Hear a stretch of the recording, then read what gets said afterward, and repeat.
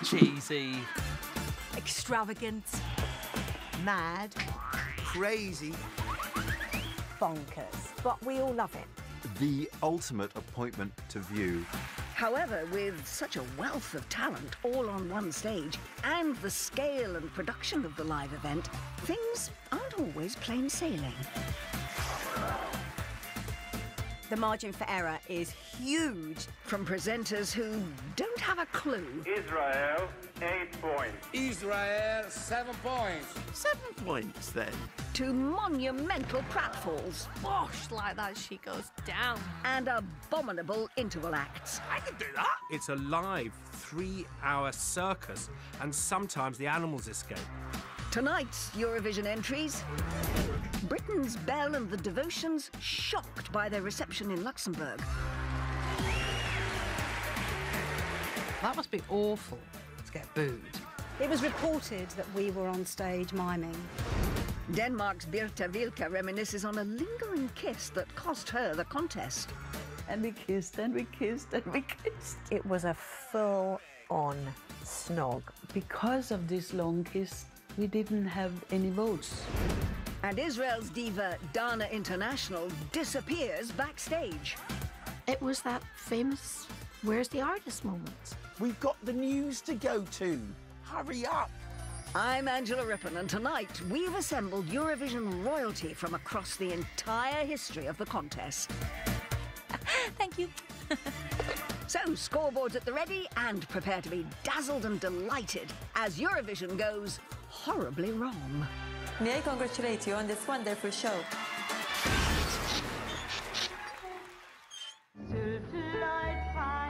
In the good old days, Eurovision was a no-frills singing contest with very little glitz and glamour. Back in the 50s and 60s, you know, it was all very proper. Even the fact that Sandy Shaw went on stage without her shoes on was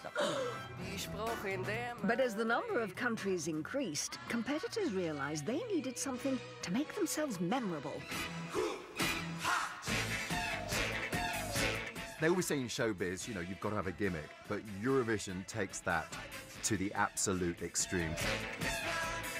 Gimmicks and Eurovision are two words that just belong together. There's always one act with a gimmick.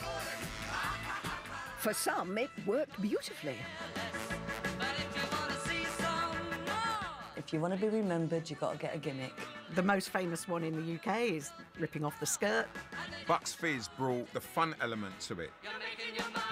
We won just by a few points. Every country gave us a few points. No one left us out, which is quite an unusual thing. And if they didn't even like the song or how we sung it, they kind of gave us a vote for the skirt rip just because it was kind of funny. Others were not so successful. Mouth and McNeil from the Netherlands tried in vain to outdo ABBA in 1974. A brand new star, it's right there twinkling. Oh, they were spooky. This isn't the Bride of Chucky. Stick things that had lots and lots of hair and very little body. Very strange, very eerie. We remember it, yeah. Whether we remember it for the right reasons is another thing. One performer called Paul Oscar from Iceland, he is in PVC rubbing his thighs on a couch, but he was surrounded by these kind of ladies who were just lying there as if they were waiting for him to make love to them at some point. I do think you need a gimmick, and it sometimes works, and sometimes it goes horribly wrong. There was a series of women in suspenders looking like 4 hookers.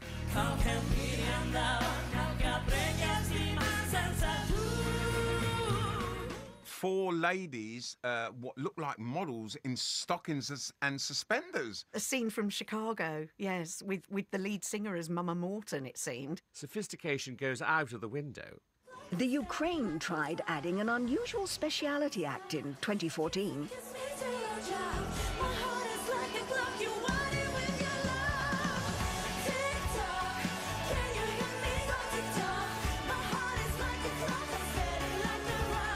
He was actually in a hamster wheel, going round and round, and you're like, what is going on? Sometimes you think, am I still watching that programme, or is this an ad? You do see the bizarrest things at Eurovision. One of the hot favourites of 2017 was Italy's Francesco Gabbani. He belted out a catchy Euro dance track in Italian. and enlisted Italy's top choreographer, Filippo Rinaldi, to bust some moves in a gorilla suit. Namaste! Sadly, not enough to bring home the trophy.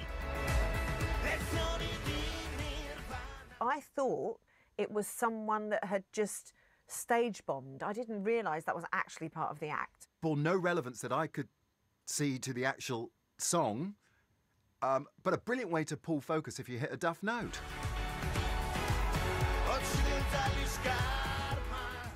I think it's like who can be the weirdest. Not wishing to be outdone, Dihash from Azerbaijan followed with a haunting, moody electronica song, Skeletons, and surprised us with more animal magic.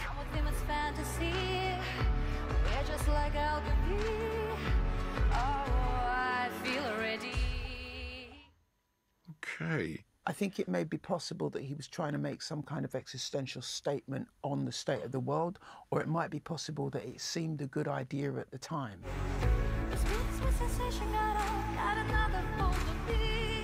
He looked more like another part of a horse's anatomy.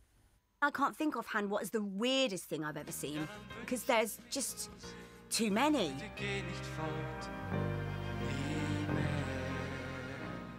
Who actually makes these suggestions and then the performer goes, yeah, that kind of works? Eurovision has been beamed live to us for 62 years and counting. The programme will be transmitted in 29 countries to an estimated 500 million people. Part of its attraction is the immediacy and freshness of a live show. But of course, with spontaneity comes risk. Nobody wants anything bad to happen on their watch. The problem with doing anything live is you just don't know what's going to happen. That's what makes Eurovision wonderful, in my opinion.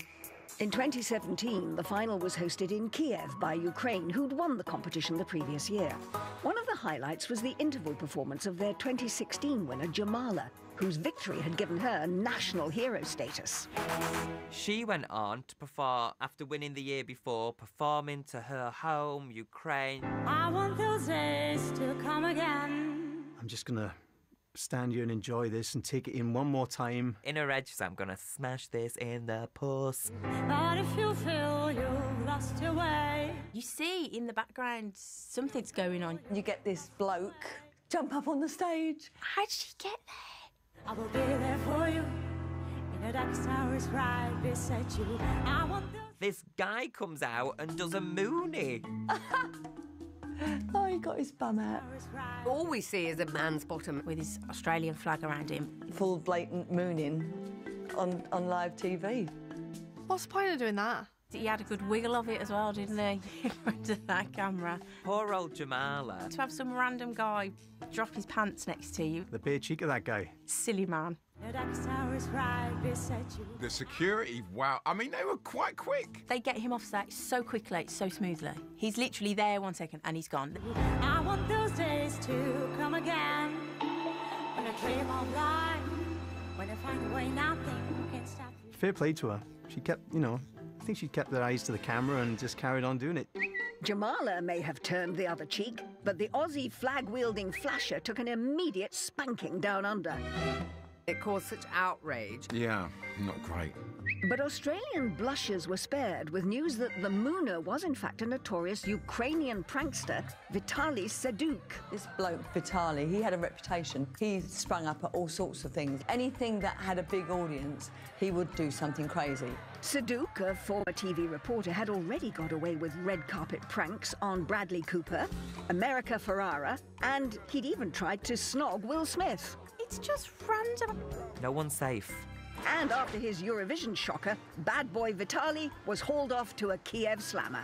The problem is when you go after someone's nation's sweetheart, they will arrest you and they will threaten you with 5 years in a Ukrainian prison. Luckily for Vitaly, the judge wasn't a pop fan and he walked away with a €300 fine and a place in Eurovision history. Whoever won Eurovision didn't really matter. It was his fat ass in every newspaper. Still to come, the 2008 contest proves a massive turkey for Ireland. What can you do with a turkey and a shopping trolley? Oh my God, this is Corkrat. Ireland, what are you thinking, man? And we reunite 80s girl band Belle and the Devotions, who reveal the controversy behind their 1984 UK entry in Luxembourg. There was booze. And then we came off and said, did you hear a boo? And what was that all about? That must be awful to get booed.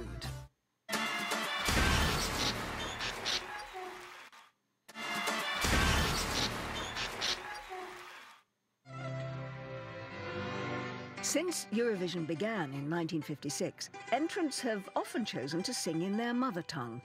But for those who've wanted to try and transcend the language barrier,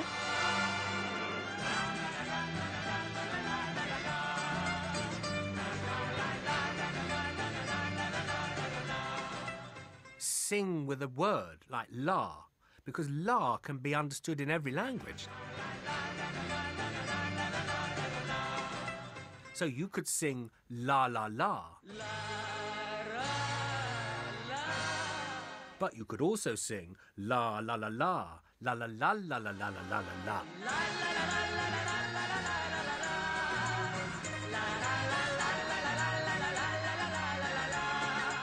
La la la la la la la la la la. I mean, you don't have to worry about lyrics, do you? And think, oh, what's the next verse? Write decent lyrics, write a good song. Verse, chorus, don't bore us, get to the chorus. No la la las. of course, you could simply have your lyrics translated into English in order to achieve universal appeal. If only things translated literally. I'm blue and I long for your caress. Oh, your breasts are like swallows and nestling. Ha ha! Ha ha! Your breasts are like swallows a nesting. And they sang it 3 times in that song. Oh, your breasts are like swallows and nesting. The two singers looked at each other just before they sang that line and kind of gave each other like a cheeky look, and it was quite schoolboy. He's so happy. He's so pleased. They really wanted to get that point over. Oh. And I long for your caress. Oh, your breasts are like swallows and nestling. Now, Carrie and I have been married for almost 30 years, and if at any point I had said to her, your breasts are like swallows and nesting, I would be single now. For sure.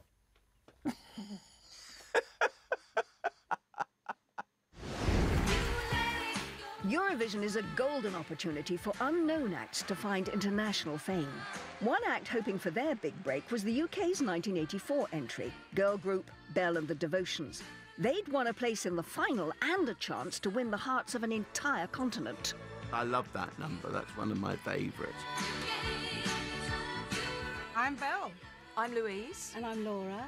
And together we are Belle and the Devotions. Really strong song, that. I like that. Love Games. It was really good. I was a big fan of Belle and the Devotions. I mean, it was 1984. I was in the perils of pubescence, so that's my excuse. She did look a little bit like Cyndi Lauper meets Liz McDonald, but it was very much the look of the time. We were definitely tipped by lots of people to win it. Yeah, it was. The thing is, it was so popular. We were already practically top 10. We were number 11, weren't we, in England? Yes. Love Games. I remember being a kid and getting my first 7-inch. That sounds wrong. Bucks Fizz won in 81, and so the next few entries all did fairly well, because then, you know, we were looked at as potential winners, or at least we're going to be in the top 5. The girls were on trend, on the rise, and on their way to the final in Luxembourg to perform in front of an audience of over 100 million. It's a great opportunity, it's a great avenue to try for success. We'd gone on and done the performance so much before we went on British TV, and when we got there. So well drilled. And we were so well drilled, and we were so rehearsed, and I think it was just like Belle and the Devotions, we and we got up and went on and did it.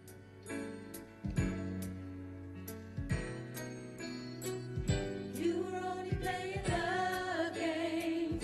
You were only playing love games, baby. You were only playing love. Do you think, oh my God, we're in the middle of a massive sports stadium? Yeah. We started our little act off with our backs to the camera. I turned around and started singing. Look at all those people. And we don't face the front for quite a while, so yeah, You're we're okay well for a into while. it by then.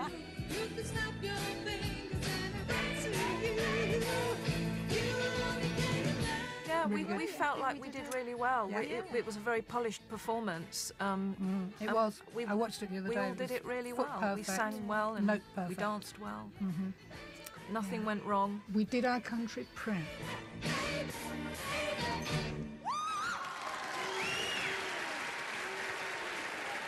We knew we'd done a great job, and you know we were getting the applause we deserved. And you hear the then cheers, and then is there it an was- underlying boo there? Suddenly, there was booze. Well, that must be awful to get booed. They must have been thinking to themselves, well, you know, was we that bad? The booze came from the press enclosure, so we thought it must be some of the foreign press. All sorts of theories abounded as to why the gals were booed when they were representing Queen and country, which, let's face it, is a little bit harsh and hardly in the spirit of Eurovision. Yes, shockingly, Belle and the Brits' performance was met with boos. But why? Several theories circulated, including recent violence in Luxembourg from English football fans. In the 80s, we had a very, very bad reputation. It could have been to do with that. Or that some felt the song had been plagiarised. One or two of the guys that interviewed us said, "So you're ripping off the Diana Ross and Supremes song?" And I thought, well, it must be because of that. That was a lot of the criticism levelled them at the time, that it was verging on a cover. But to get booed from the audience...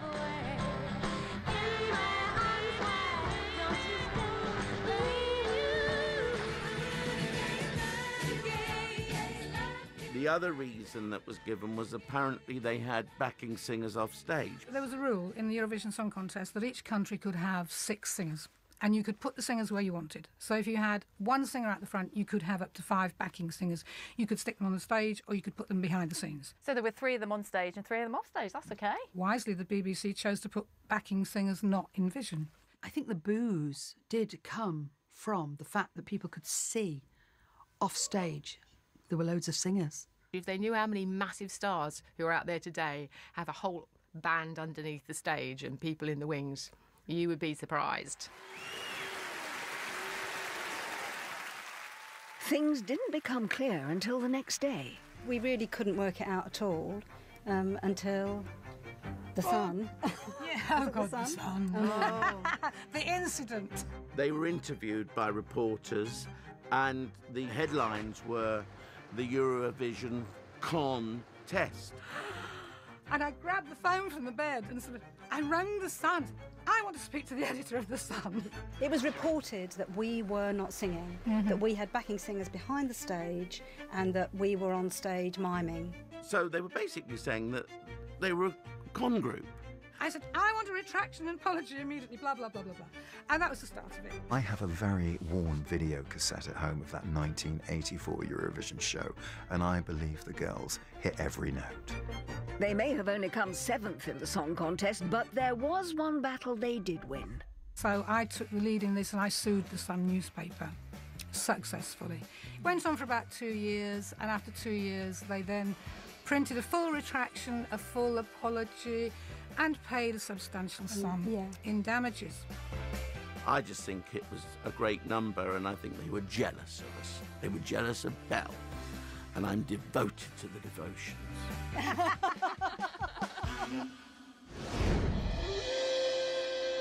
When it comes to Eurovision, Ireland are regarded as one of the big-name players, one of the high rollers, who've won the contest multiple times.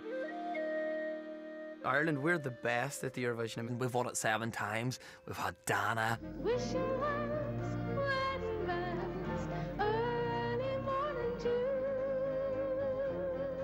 When I sang in Amsterdam, I certainly didn't think I had a hope. We've had Johnny Logan.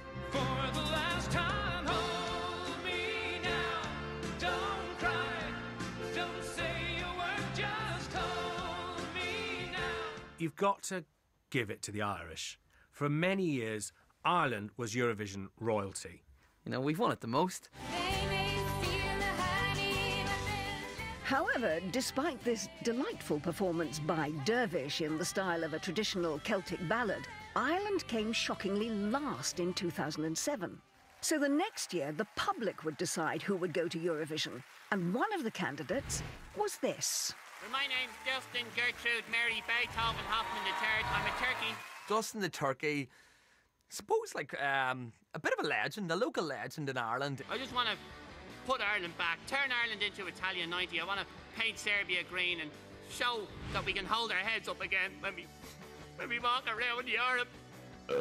He used to hang out with Zig and Zag, and he's done songs with Bob Geldof. Please welcome back to Justin.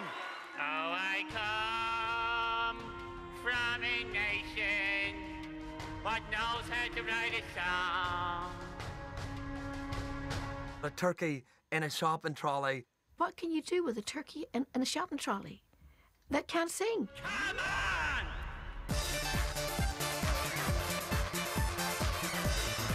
I thought, oh no, this is gonna be terrible. Drag acts and bad acts and Terry Wogan's wig. It was bad acts and sad acts. It was Johnny Logan's gig. Singing about Terry Wogan's wig. Oh my God, this is car crash. The whole load of noise.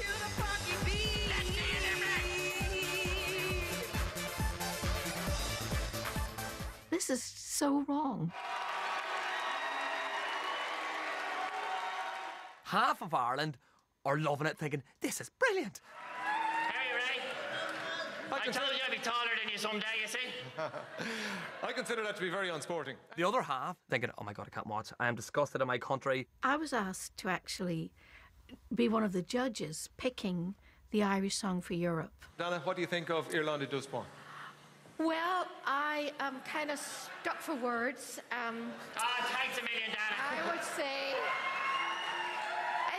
listen, it's a dance record. It'll go great in the discos, but it's something you look at. It is not a song for Eurovision. It split the country.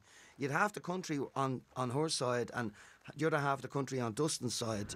The winner of Eurosong 2008 is Dustin.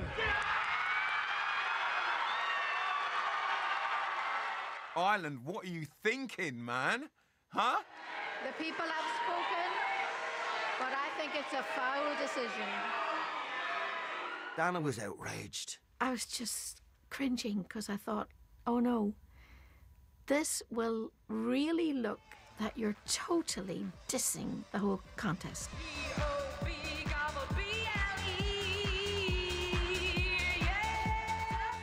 You can't send a puppet to the Eurovision. This is an in-joke that only we are going to get. It is, no. It's a no-no. No pressure, Justin. Now you have to win. Oh, dear. Not sure how he flew over there, but anyway, they sent him off to the contest. I was hosting the semi-finals with Paddy O'Connell when Dustin the Turkey pitched up for the semis, and we loved it. Did we win? In the end, the world didn't get to find out if Dustin would lay a golden egg for Ireland at Eurovision because, sadly, he didn't get through to the finals. I was relieved we didn't get through to the final because that was hard to watch twice. If Dustin the Turkey would have beaten me, would have... I'm telling you, the tabloids would have had a field day. Still to come, Eurovision stars go AWOL. It was that famous "Where's the Artist" moment. We've got the news to go to. Hurry up. And what happened when the UK sent the Humperdinck to Eurovision. I think it was something like 75, wasn't it? Do Las Vegas, Engelbert, but not Eurovision.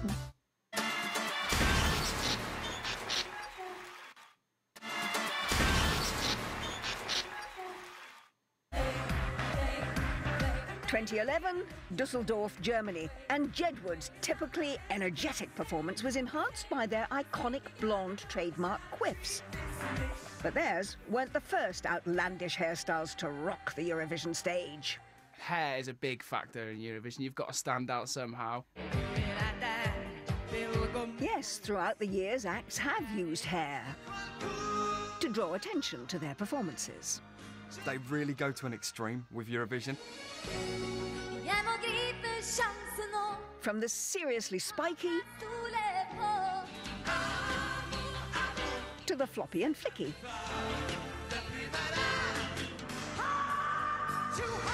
And the humongously hirsute.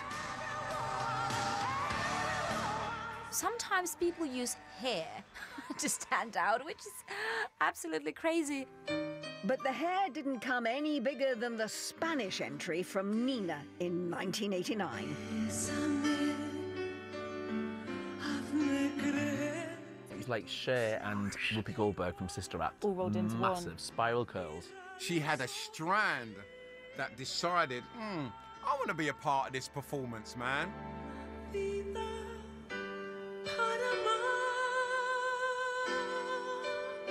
She's really going for it, and it's just attached and it won't come off.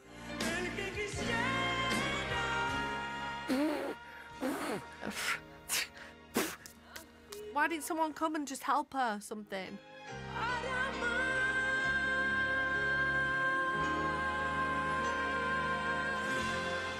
By the end of the song, it's kind of in front of her nose, and I think if she breathes in, she might just sneeze. Poor lady.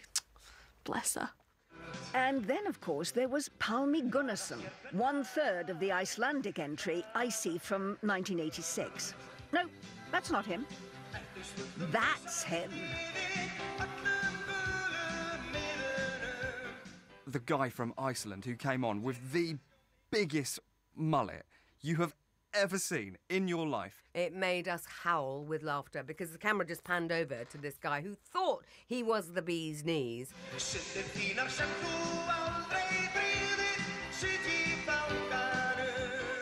And him looking incredibly pleased with himself, like, yeah, look at me, I've got a mullet and it's ginger. What a calamity, huh? And the idea of using outrageous hair to impress has never gone away, coming full circle with Montenegro's entry from Slavko Kalovic in 2017. Rock it to the stars. I have my suit on. No need to worry. The guy who had the huge plait whipping it around on stage. So you need like a health and safety form. A huge disclaimer just for the hairstyles alone. He's there, like, shaking his head and trying to sing at the same time, and I do remember him, so he kind of did good job. But this performance didn't swing it for him, as Slavko failed to make it past the semi-finals.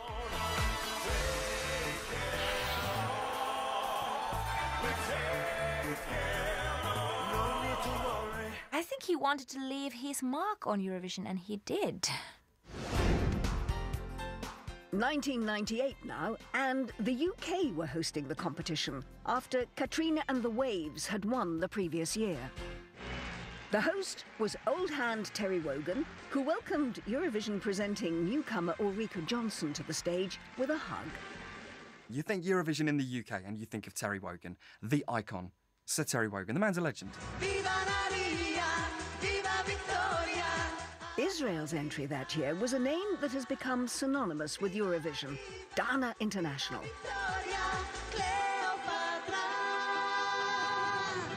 This trailblazing Israeli singer was the first openly transgender artist to enter, paving the way for contestants to become more open about their sexuality and gender identity. Dana International was not the sort of run-of-the-mill act that we traditionally expect of Eurovision. She's actually why I love Eurovision. I was 10 years old and I saw Dana and I was like, okay, this is the world where I want to be in. Huge diva, huge star, groundbreaking artist.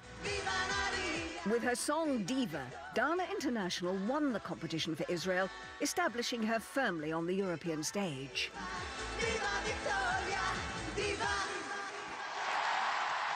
It was very exciting because, of course, this was Dana International, the first transgender artist who had won. And Terry announced the winner from his backstage booth in his usual unique style. Israel have won it by 7 points over the United Kingdom. I'm afraid I've got to love you and leave you. I've other fish to fry. Terry announced the winner. And the crowd are going nuts and the camera cuts to backstage and they're jubilant, they're celebrating. The crowd may have been going wild, but the winner of the competition was nowhere to be seen. Katrina from Katrina and the Waves took her position to present the trophy, and the trumpeters waited patiently for their cue. And we were all in the audience going, where is she then? What's happened to her? It's like she's bolted from the building. It was that famous "Where's the artist" moment. What does every winner do when they know they've just won? You go out, you get your trophy, you say thanks very much, you perform the song again. Despite the fact that the winner had failed to arrive on stage, bizarrely, the fanfare started anyway. Whatever Terry said under his breath to Ulrika was obviously amusing as the presenters hovered awkwardly by the trophies. There's no sign of Dana International. It was one of those quintessential Eurovision moments where we're off our seats at home just cheering along. Terry used his decades of live TV presenting experience to expertly ad-lib his way through the delay. Just a moment's hiatus. Obviously, the winners are celebrated not wisely but too well. This is where you see hosts at their best. Ulrika Johnson and Terry Wogan doing the, come on, hurry up, where are you? But that's the great thing about Eurovision, it's live. We've got the news to go to. Hurry up. Go on, quickly! Quickly, come on! Forget the fact, Dana, that, you know, Europe is watching, that all these millions of people are watching, not to mention Sir Terry Wogan is waiting on stage for you. Eventually, 2.5 minutes after the winner had been announced, Terry frantically waved Dana's songwriting team onto the stage.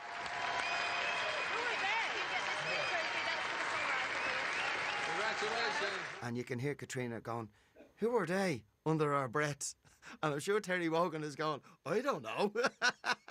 But where's Dana? We don't care about you, songwriter man. Get out of the way. Dana International finally flounced out of her dressing room wearing a completely different outfit. Dana International decides this would be a really good moment to change my frock. That's okay. Europe can wait. The glamorous diva appeared on stage, much to the delight of the audience. You don't go into your dressing room and go changing your dress and leave millions of people out there and Terry going, how do I ad-lib this one? She didn't care. She didn't care. She's a diva.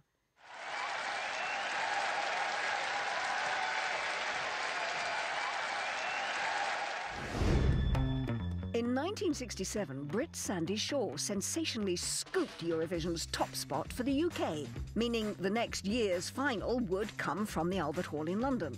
And what better way of making it 2 wins in a row than having our entry sung by a huge international pop star? We've sent Cliff Richard. He's not a sir, but he is one of our biggest stars. He was so famous at the time. Everybody knew him, loved him. He was a huge star all over Europe. He was a heartthrob, my word. It was gorgeous, and he had the world at his feet. On the night of the contest, lesser-known acts like Karel Gott from Austria, the Belgian Claude Lombard, and from Luxembourg, Chris Baldou and Sophie Garel, went down a safe, if uninspiring, Euro ballad route. Cliff was on 12th and immediately lit up the Albert Hall. Cliff Richard comes onto the stage looking like Austin Powers. It's the most fabulous blue suit. His collar is like a giant tablecloth at a wedding. It's lovely. Congratulations and celebrations. I love that song. That's just a happy-making song. By far the best song of the year. Congratulations and jubilations. I want the world to know I'm happy as can be. Fabulous song. It was a sure-fire hit. And he's dancing and singing well. Congratulations. Apparently, Congratulations has recently been voted the best ever Eurovision song entry of all time, which I thoroughly agree with. It was a Eurovision song for that era. He was the bookies' favourite. We just presumed he'd win. The only entry with even half a chance of touching Congratulations was Spain's bouncy number La La La, sung by the artist Maciel.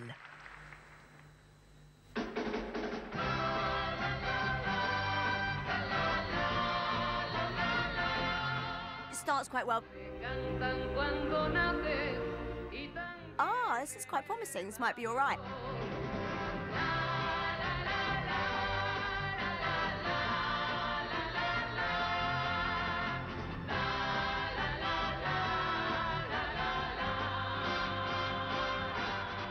Lots of la la la la la la's, la la la la la la. La la la la la la la la la la la la la 126 times. It just went on and on and on.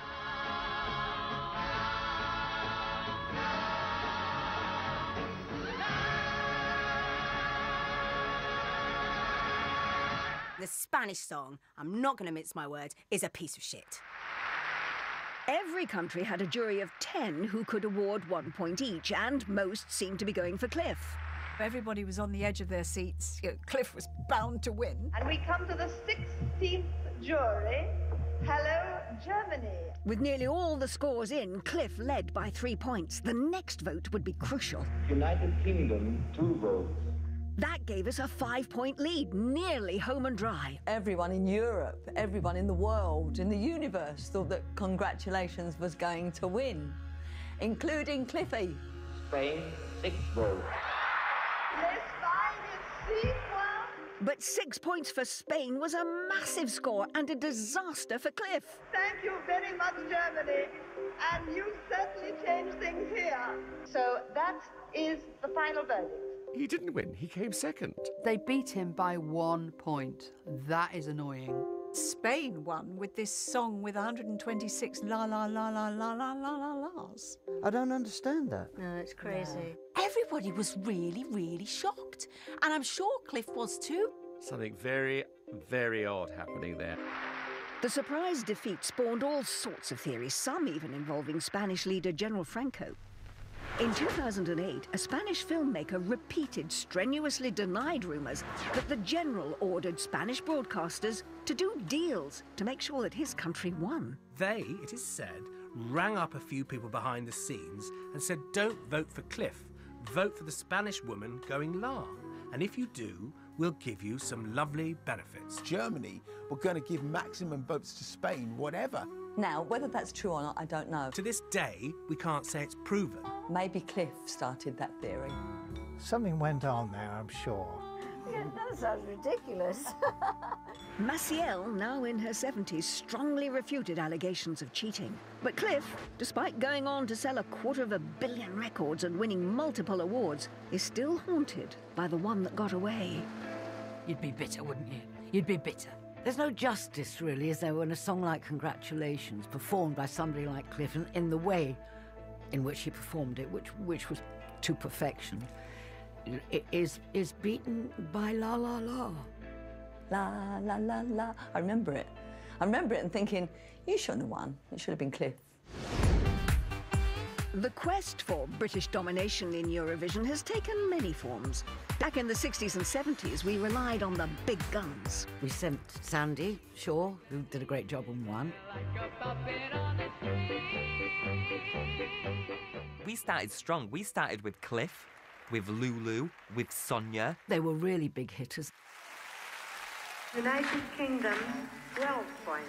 Since then, it's gone downhill a lot. In fact, in 2012, it had been 15 years since our last win, and time for extreme measures. He hasn't had a top 10 hit for over 40 years, but that hasn't stopped veteran crooner Engelbert Humperdinck being chosen to represent the UK at the Eurovision Song Contest. The UK decided to unleash a living legend, 75-year-old Engelbert Humperdinck. That was a strange choice. I was in a hotel room drying my hair, and so I couldn't hear the TV, but I could see the reflection in the mirror. It was the news, and Engelbert Humperdinck's face appeared, and my first thought was, oh, what a shame Engelbert Humperdinck's dead. Who is this guy and why are we sending him? I literally had to run to my mum and dad to ask who he was. Engelbert, now a stalwart of the Las Vegas cabaret scene, had last stormed the UK charts in the 70s with ballads like There Goes My Everything and Release Me. Please release me, let me go. Engelbert Humperdinck was a great big star. Huge name within the music industry. An icon up there with Tom Jones. I love Engelbert. But Engelbert would have his work cut out for him in Azerbaijan, competing against acts ranging from the Swedish songstress Loreen to some techno-loving Russian old ladies. 6 Russian grannies, but we think this is fan club walking in. Who doesn't love a granny that can get down? Take now. It's great. The grannies may have hip-hopped in the house, but even stiffer competition arrived in the shape of Irish act Jedward. It wasn't what you would call a level playing field, was it? Jedward with the hair and the bouncing and the really, really excited. Boundless energy, going nuts, going silly. How's he going to compete with that? No one should be taking on Jedward. And then Engelbert comes out. So graceful and pure, a smile bathed in light. No matter the distance, a miracle of sight. He just went up in a suit, was really crinkly, and attempted to sing in that old cute man way. Though I should have known, I could not turn away. It was either going to be massively right or massively wrong, and unfortunately it was the latter. When I heard the song, I just thought, oh, no, no. The clue is in the title, Song Contest, and the song just wasn't there. If you love someone, follow your heart, 'cause love comes once if you're lucky enough. That kind of song had ceased to be a Eurovision sort of song decades earlier. Only love can set you free. It wasn't going to happen. Social media wasn't exactly sympathetic. We didn't want that. We were like, Engelbert, this is for the gays. Move on. Only 5 countries voted for him. It was almost humiliating. He finished, I think it was second to last. Oh, no. He must have been so upset, poor man. Thank you, Ireland. Only Norway scored lower in a year when Sweden won, followed by runners-up, the Russian grannies. So we're not completely ageist. It's just you need to be a modern 90-year-old. I wish he'd placed higher. I really do. It must have been at the time just awful. He doesn't need Eurovision. Do Las Vegas, Engelbert, but not Eurovision. Still to come, did years of block voting finally force Sir Terry Wogan to sensationally quit? Sometimes you could tell he was getting a right strop in that little booth. And Italy show the world how not to host Eurovision. Toto is staring at Gigliola's boobs. That's awful. But then he was Italian. It made the whole thing a laughing stock.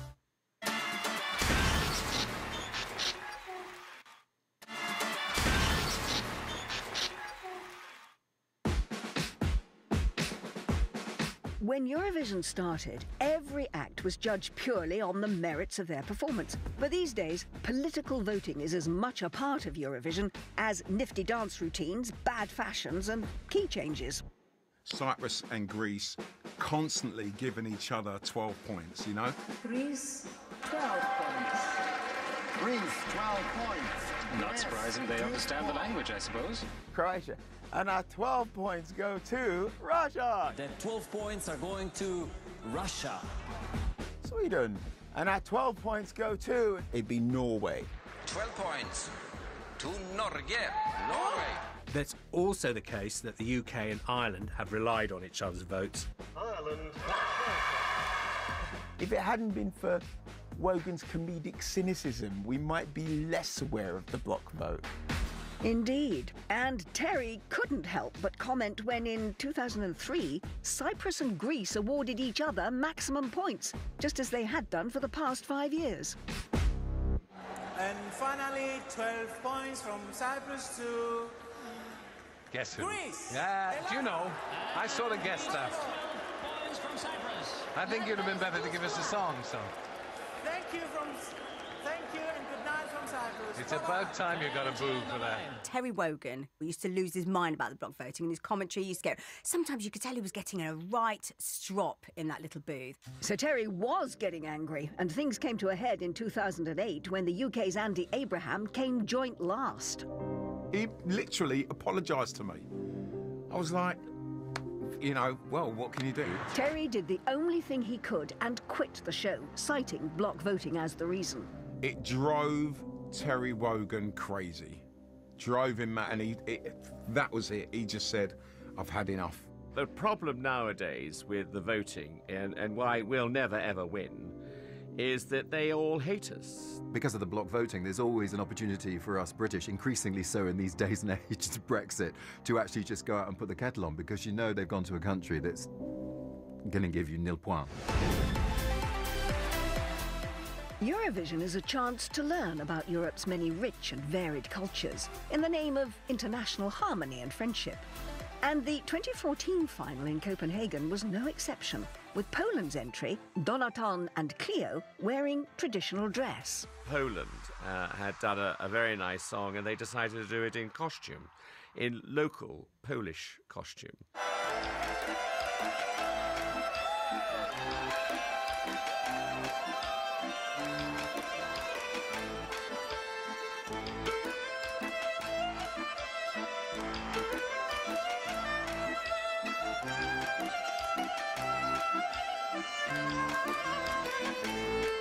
She's wearing traditional Polish dress and her backing dancers are wearing traditional Polish dress, and you're thinking, this is nice. 2014, I was the head of the UK jury.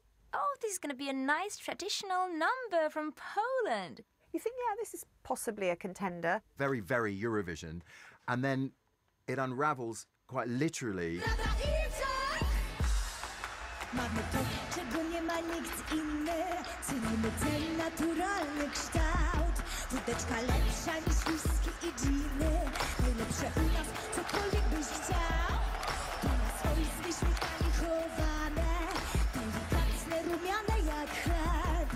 This is not traditional Polish dress. This is sexy traditional Polish dress. It was so rude. It was soft porn.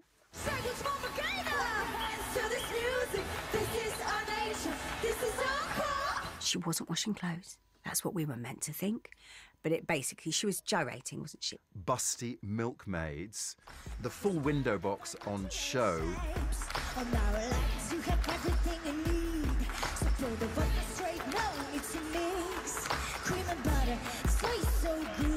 There were so many extraordinary gestures going on that it all helped to make it look like it was absolutely disgusting. It was a big wooden stick that they sort of... Washing something down a pole. Churning milk. And her boobs are hanging out and she's going... Looked like they were plunging a toilet. It reminded me of every weekend I've had since I was 16. If you've got it, flaunt it, and if it helps you win, then it's worked. It didn't work. Despite all their efforts, the Polish ladies came up against some stiff competition and only managed a flaccid 14th place, which was mainly due to the votes that year being split between the public and professional juries. The public loved it, and they voted in their millions that it was a great number, but the professional judges were absolutely appalled, and they brought it down, so in the end it didn't do anything. I just thought it was ridiculous and I didn't like it. Yeah, that's because they're discerning music clientele. The jurors faced a backlash in the press from a public who felt they were out of touch. There was then a bit of an outcry when they published the votes saying, you know, here's Carrie Grant, she's the head of the jury, and what does she know about music if she's put in Poland last, and we all wanted them to win. These pompous judges that just found it too much, too far. Public voted it #1 in Ukraine, Norway, Ireland, and the great British public as well, because we do love a bit of Carry On. I think there were probably a few men who voted at Eurovision for the first time that year. As a Eurovision winner, you can expect to be in great demand. And that's exactly what happened to Toto Cottonio. Having won the competition in Yugoslavia in 1990 for Italy, Toto was invited back and given the honour of hosting the competition in Rome in 1991. His co-presenter for the evening was Gigliola Cinquetti, Italy's winning entrant from 1964. One of the Eurovisions which is worth remembering simply because it was shambolic was Italia. Yes, Gigliola and Toto might both have been wonderful singers, but presenting a live TV show in front of millions of viewers is a very different kettle of pesky. Sta diventando veramente interessante. Helsinki. No, Belgium. No, Belgium. To present a television program is an art and it's a skill. Quels sont votre résultat? You've got to be on the ball for every second. You're on duty from the moment that red light goes on until the moment it goes off. But these two seem to be the masters of the awkward pause. They would forget that they were sort of on television and they just sort of...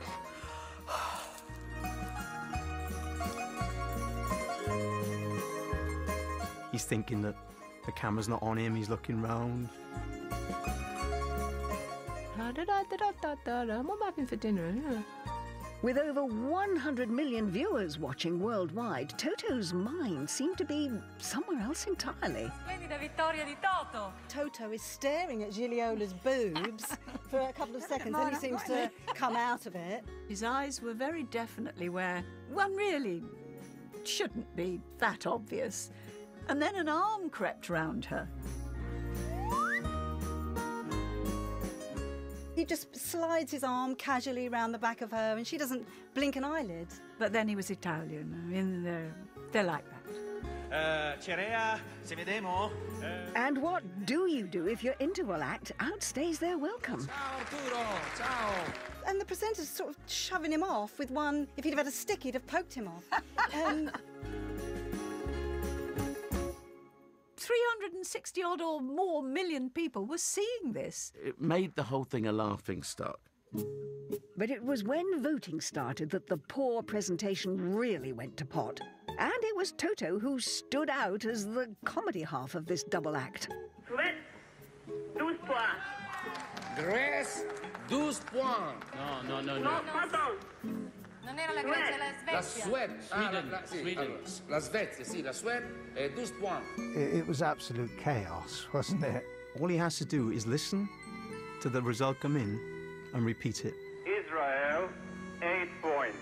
Israel, 7 points. Israel, oui? 7. Israel, 8 points. 8 points. 8. 8 points. So that is 7 points then. 7 points. And he's like, oh, come on. And he's just been told 8. Where's this man going? I can hear you loud and clear. Buonasera tutti. Winding up jurors? Come on, wind it up. Yeah, get on with it, get on with it. He seemed to not realise he was even on camera. He was so nonchalant about the whole thing. No idea, obviously. Luxembourg, 4 points. Luxembourg, 4 points. When they got 4 points, he burst out laughing. Luxembourg, 4 points. Mamma mia, Luxembourg. That's awful. That's a mark of disrespect. I wonder if he ever worked again. Well, certainly Toto never ventured into the realm of live presenting again. Despite his fame and success as a singer, one evening of things going horribly wrong at Eurovision was quite enough for him. If he ever watched it back, he would have been very embarrassed. Still to come, contest royalty Sonia loses out on the Eurovision crown. Oh my God, we've lost. Oh, I was devastated. Absolutely devastated. And back to the early days of Eurovision, Danish contestant Birta Wilke reminisces in a rare interview about that controversial kiss that cost her the contest. The kiss destroyed everything. Full-on tonsil tickler. Oh.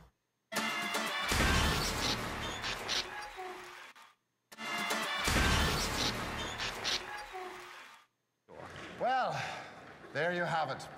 But before we get down to the real business of the evening, the voting, I would like to introduce to you an exciting and uniquely Irish performance.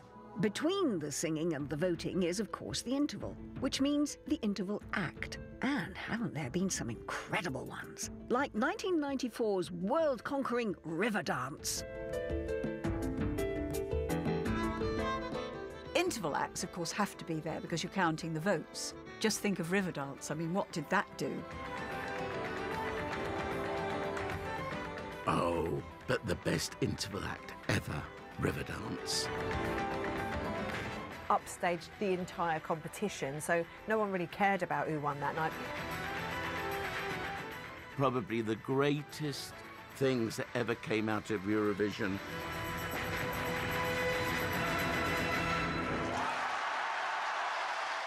And there have been other breakout successes, like... Well, actually, no, there haven't. Apart from everyone's favourite clog clangers, Eurovision's interval acts have ranged from cheesy flop to cheese dream weirdness. The interval item was there to give the juries enough time to collate their points and to have them ready to be delivered by the representative of the country. The short straw is when you're booked for the interval act, because it always feels like they've just said to someone who's possibly been busking outside, do you want to just pop in and fill a bit of dead air, you know, while we go to a break? There were some pretty good ones and some pretty crummy ones as well. What they use the interval for, really, is to promote their country's culture and to get people to come across to them. I actually feel really sorry for the interval acts, because just knowing my career, that is the thing I would likely get booked for, is to go and perform in the interval where no one really even wants you, and it's hard enough as it is. Of course, by the time you get to the interval, you're absolutely either drunk or beside yourself with boredom. My favourite interval act was the guy and girl who came in with a wheel and a bike.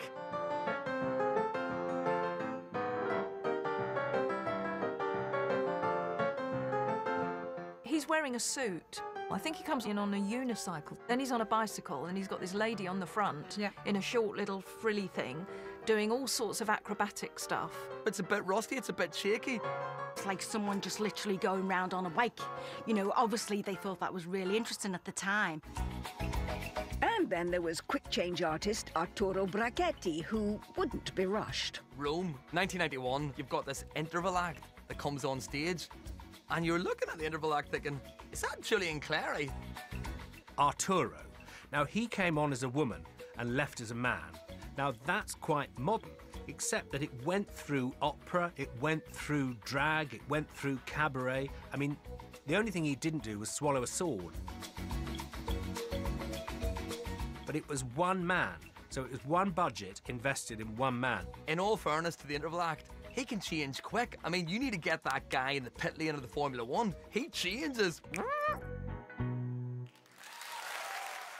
2014's effort in Copenhagen featured some not-so-subtle health and safety aids. Joyful all the sights before us, even those we cannot see.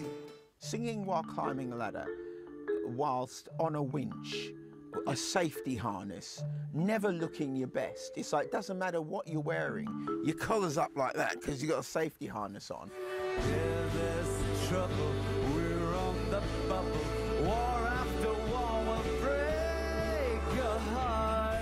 It was like some sort of bad Banksy installation, hanging over the ladder, like they were sort of doing a bit of DIY. Life is such a bumpy journey, joyful is the way to go.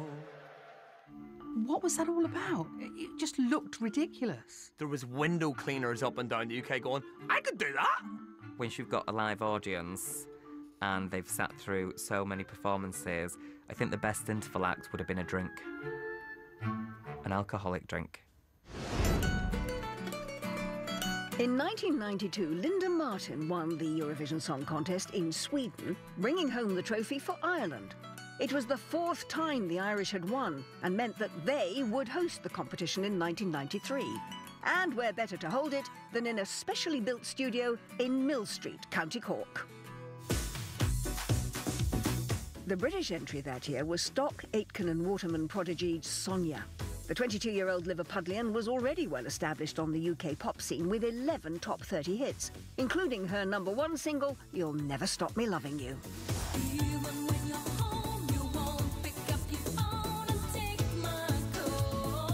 Sonia had the likeability factor. Whatever she does, she gives her all. She's like a little Miss Dynamite. I got a call from my agent to say that the BBC had been in touch and would I be interested in being in Eurovision. Many other countries have come in. From a little tiny girl, I used to watch everyone every year thinking, oh, I'd love to do that. I used to run up and down the stairs singing Making Your Mind Up, you know, pretending to whip my skirt off and everything. I really felt honoured to be chosen.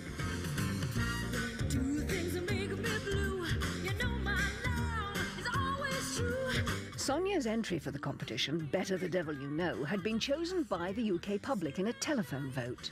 She really sang her heart out. She was fantastic.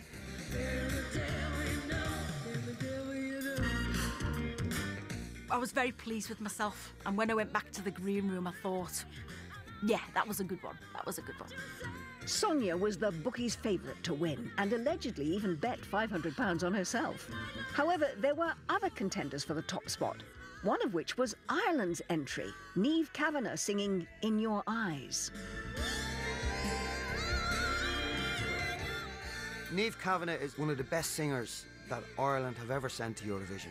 And while we were enjoying the music, the 25 international juries have concluded their deliberations. When it came to the voting, Ireland and the UK had spent the night trading places at the top of the scoreboard in a nail-biting contest. It just seemed to go on, and the agony of the waiting and the listening, and oh, it was an eternity. Due to a technical problem with phone lines, Malta had been unable to vote in their allocated time slot earlier in the evening. They couldn't contact Malta for the vote, so they left Malta to the end. By the time phone lines were back up, Ireland and the UK were the only countries still in the running for the top spot. Oh, it's Malta, man. English speaking. You know, we've got a good rapport with them. And I'd actually been to Malta to do shows, so I thought, oh, they're going to give me a good mark here, you know. Only 11 points separated the two countries, so everything hung on the Maltese vote.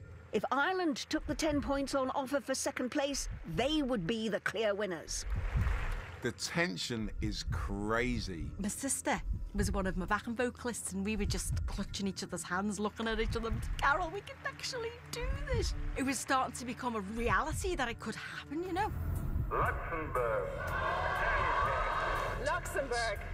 But in a strange twist, the 10 points went to neither of the leaders.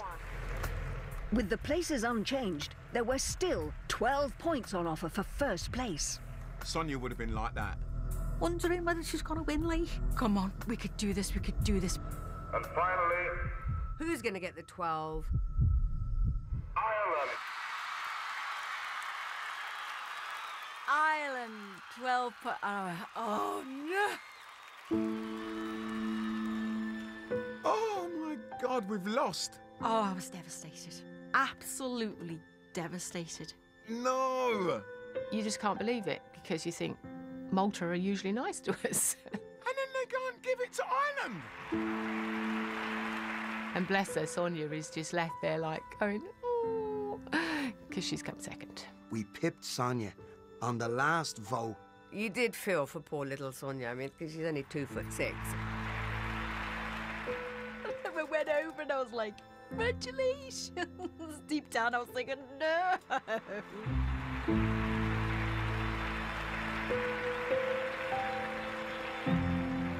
I'm sure she thought she had it in the bag, you know? Shame, wasn't it? Ireland won instead. Yeah. Sonia had come so close to the win, only to have it snatched away from her at the last minute.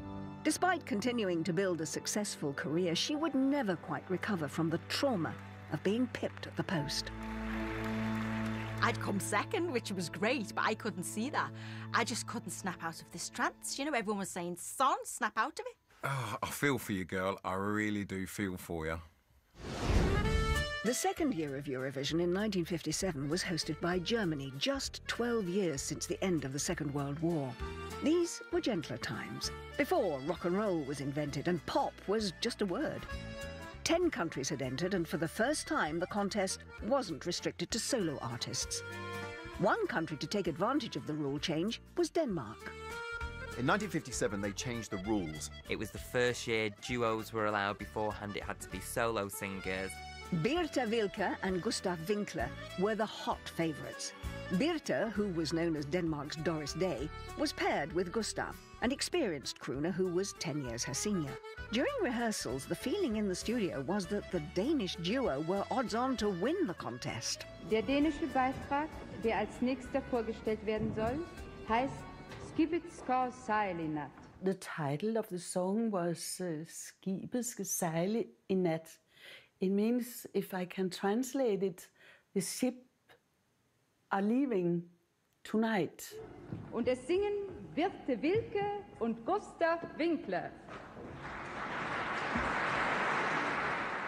1,200 were there in this Frankfurt radio hall. We felt so small.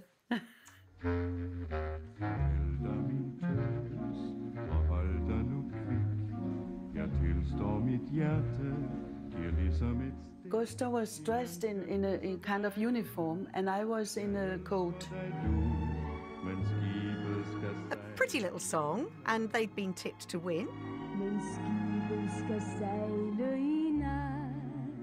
The lyrics are about what happened in life, how we met and we fell in love, and we end up to say goodbye. It was beautiful words.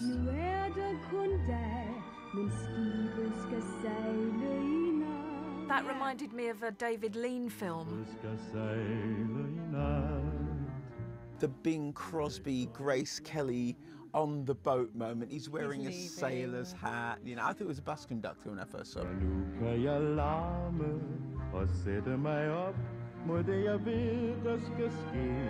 He does put a ring on it, and she's delighted by that, obviously.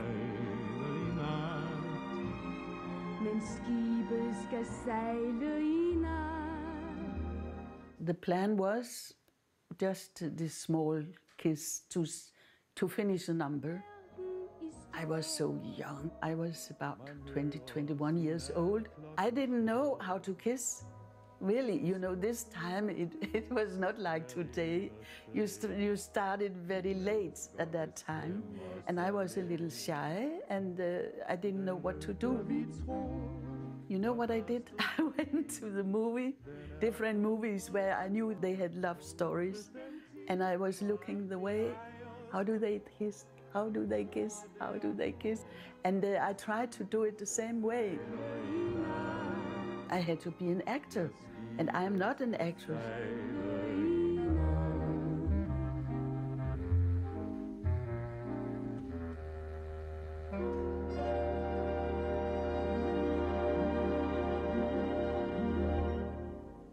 We just stood there and we kissed and we kissed and we kissed. Went on and on and on. Oh, they're still going. Get a room.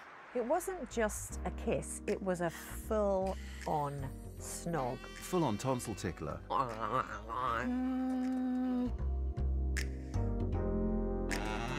Bit racy for 1957 Eurovision audiences.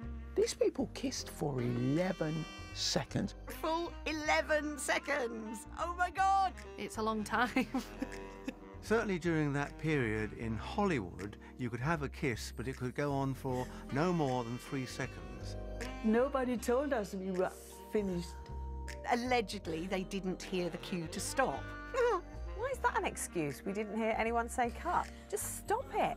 But the majority of the countries in the contest were predominantly Roman Catholic, so such overt displays of sexuality possibly didn't go down well. It was too much for them, this kiss. It didn't belong to that time. They were mavericks. With the audience not knowing where to look, it was time for the voting. And back in the 50s, it was all down to the judges. Hallo, guten Abend, Basel. Holland, 7 Stimmen. 7 Stimmen. After the 5th judge, it was obvious that the hot favourite's cheeky snog hadn't tickled anyone's fancy. They were still on nil point. Because of this long kiss, we didn't have any votes. The Catholic countries did not give us any votes. With the final votes in, the Netherlands were clear winners, leaving Birte and Gustav trailing in 3rd. Their 11-second lip smacker caused a scandal hitting the headlines. The Danish press were outraged. They were writing about the kiss destroyed everything.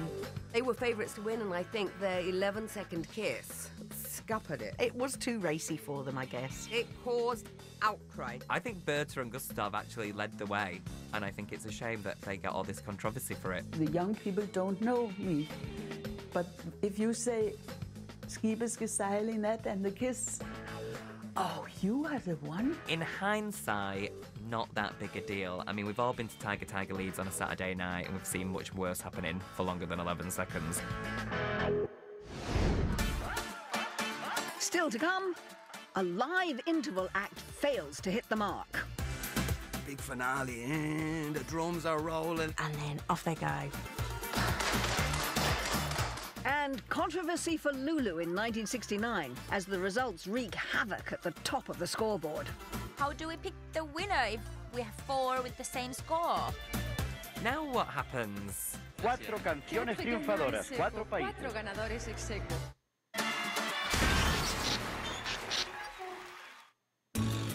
Eurovision has always been the spectacle that keeps on giving, especially once we get to the voting. Schreiten wir zur Abstimmung. Good evening, Yugoslavia. Could I have your votes, please? Good evening, Yugoslavia. Hello, are you there? With scores coming in from all over Europe and indeed the world, it can be a technical nightmare. If anything's going to go wrong, it's going to go wrong now. There is a tremendous amount that could go wrong, particularly when you're going live to other countries. We'll try once again. Good evening, Yugoslavia. Could I have your votes, please?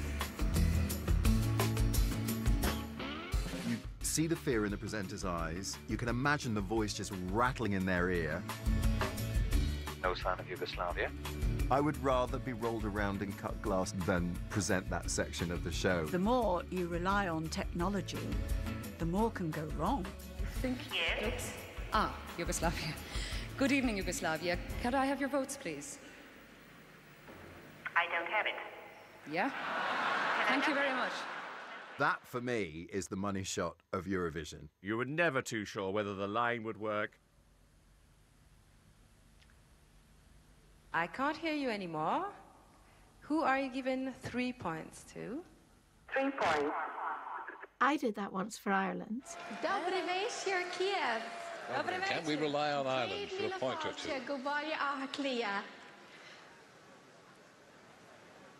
I was that gap. Croatia, 5 points. La Croatie, 5 points.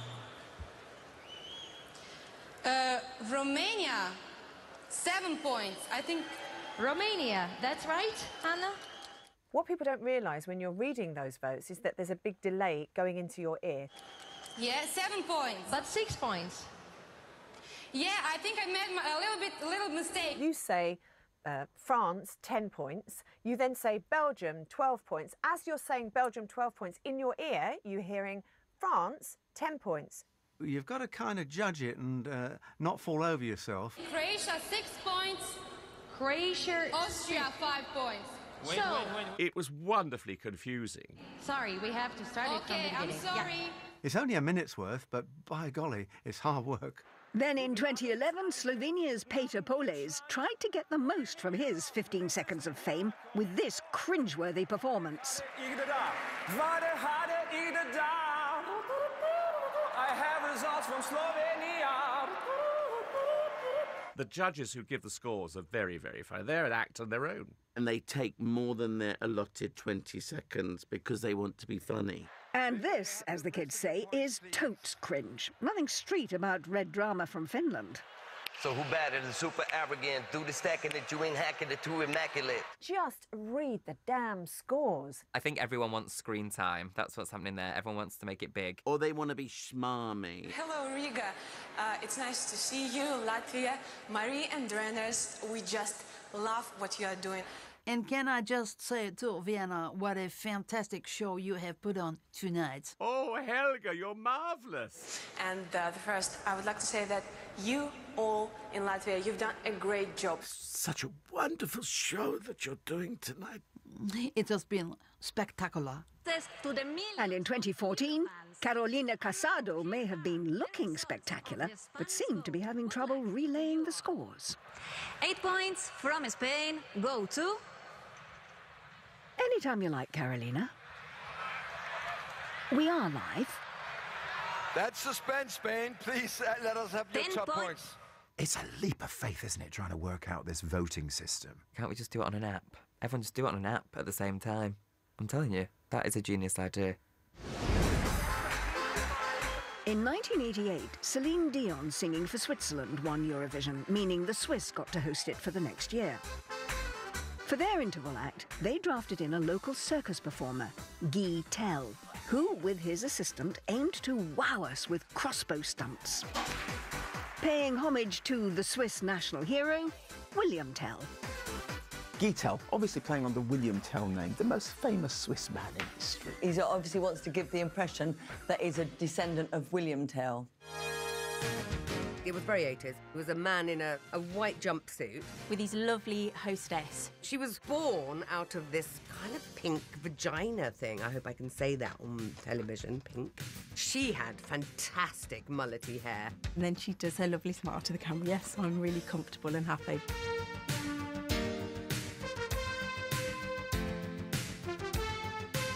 He has to shoot the carnation.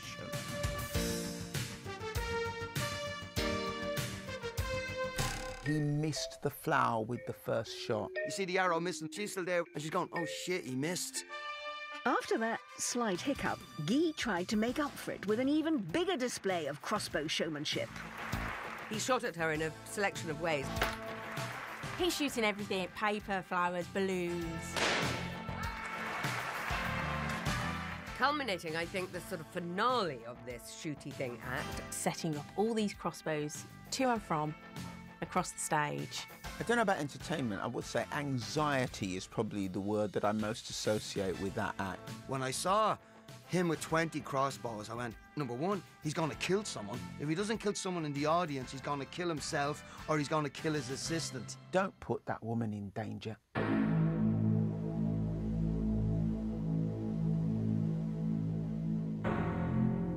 The actual setup of it keeps you in suspense.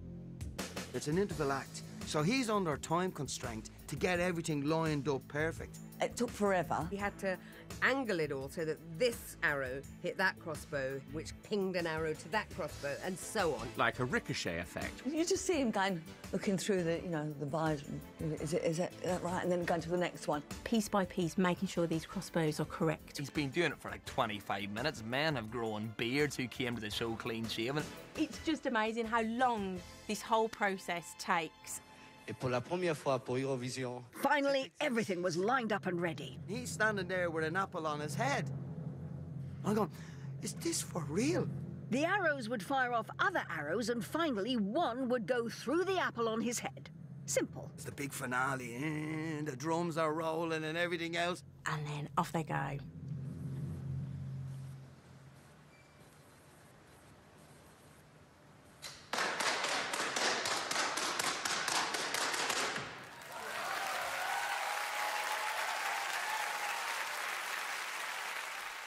Completely misses the apple. I was like, ooh. Wasn't he lucky it didn't drop down and hit him in the face? It would have been the first live killing on Eurovision. It's his face as he looks up as if to say, oh my goodness me, this is missed. This is terrible. He takes it off his head. He's like, oh God, I messed this one up. So funny. He must have thought, what have I done? It's live television, it's Eurovision. I'm going out to hundreds of millions of people, and I've just cocked up my best trick shot. He turns around and he sticks the arrow into the apple himself and then holds it up to the audience. Oh, I did it! Oh my God, I'm amazing, am I? He's the world's phoniest showman. Guy's sleight of hand may have fooled the audience in the arena, but what about the viewers at home? The director decided to go for an action replay.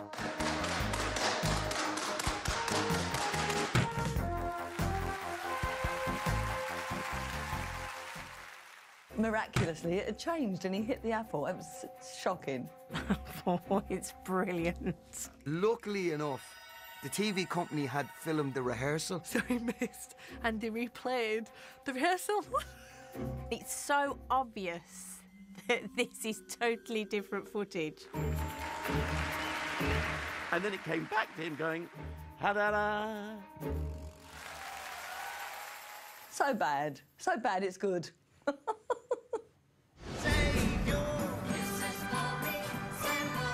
Every country wants to triumph at Eurovision because it means it gets to host the following year's competition and a chance to show off to the world its organisational and technological prowess. In 1976, Brotherhood of Man brought the trophy home to the United Kingdom, but no one could have predicted then what would be happening a year later. As we won in 1976, of course it comes back to the UK. The nation was thrilled because we'd won. It was down to the United Kingdom to stage it the following year. The Eurovision Song Contest is definitely off for the moment. The whole thing was delayed because there was a technician strike. They'd had to put the show off for 5 weeks. The BBC are arranging with the European Broadcasting Union, which runs Eurovision, for the contest to go ahead in London after all. You think with 5 weeks to kind of prepare for it, the show would be a slick machine. Being world leaders in broadcast technology, the BBC would have been expected to put on a very professional production. But due to various problems in the lead-up to the show, the UK's Eurovision did not turn out to be quite so slick as expected.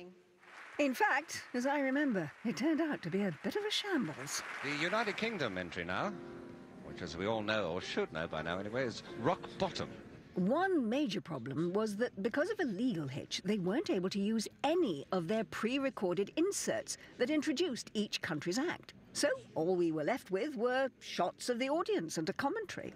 As we see, they're practically set now. They've had to move the grand pianos onto the stage, and they're all looking absolutely splendid, calm, cool and collected. Still, we did get to see what glamorous people in 1977 looked like. All they could do was play musical interludes. They'd got nothing to show. It really was a bit of a mess. That year, the Brit entry from Lindsay DePaul and Mike Moran unluckily seemed to preempt the BBC's problems with their song subject and title, Rock Bottom. Where are we? Rock bottom. Tragedies. Our entry that year was actually a song about all the strikes in the UK, about how difficult it was to get anything done in Britain because everyone was on strike.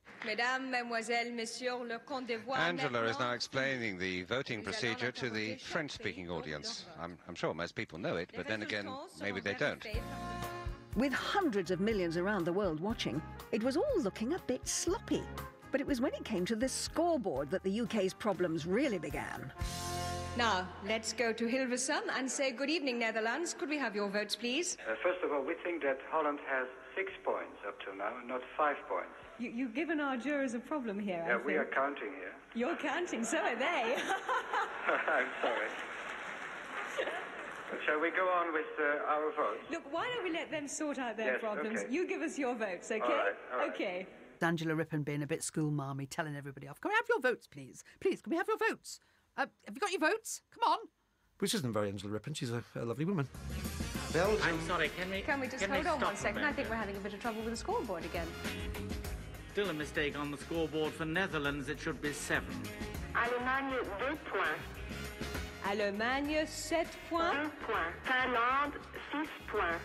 Finlande, 10 points. It became very stressful and she became very tense. And so therefore she came across perhaps a little bit Joyce Grenfell. Angela Rippon in a fabulous dress must be thinking inside, I'm certainly earning my money tonight. The winner of the Eurovision Song Contest for 1977 is France.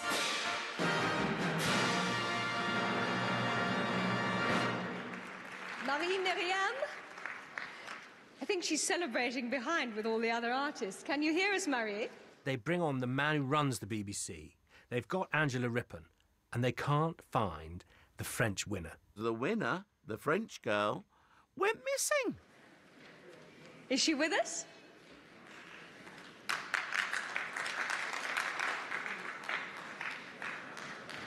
Is she coming now? Can we find her? Is she coming on or isn't she? I can imagine the scene backstage now. Someone rushing to find the winning artist. Where is she? Someone bought her a bottle of champagne. Is that what it is? The French singing bird, the oiseau. She's nowhere to be found. They couldn't find her. Feet running up the stairs, along the back. There she is.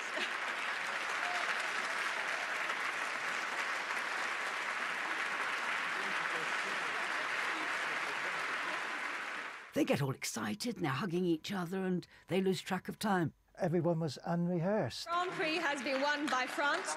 Would you like to go and sing? The nice thing about winning is you get to sing it again. What a shame. But, I mean, you know, they should have just paid the cameraman and the lighting and crew and everybody double money.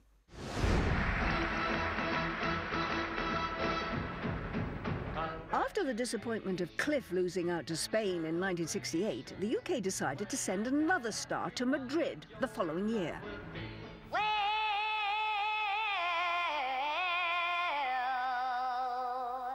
You know you make me wanna shout, put my hands jumping. We've sent a big hitter. We've sent Lulu to represent the UK in the Eurovision Song Contest. She was a huge star. The Scottish pocket rocket had already had 5 UK top 10 singles and a #1 in America to her name, as well as having established herself as a TV star.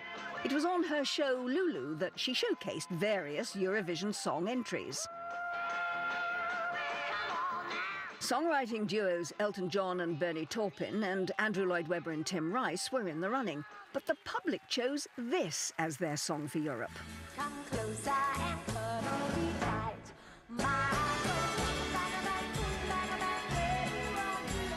Boom, bang, a bang. I mean, what a track. My heart goes boom, bang, a bang, boom, bang, a bang, when you want the air. Loved it. Boom, bang, a bang, bang all the time. I remember watching it with real interest. I thought she's bound to win it. Back then, each country had a jury of 10, with each member voting for their favourite song. So the scores weren't as ridiculously high as they are today. United Kingdom, 3 votes. As the votes came in, Lulu took an early lead.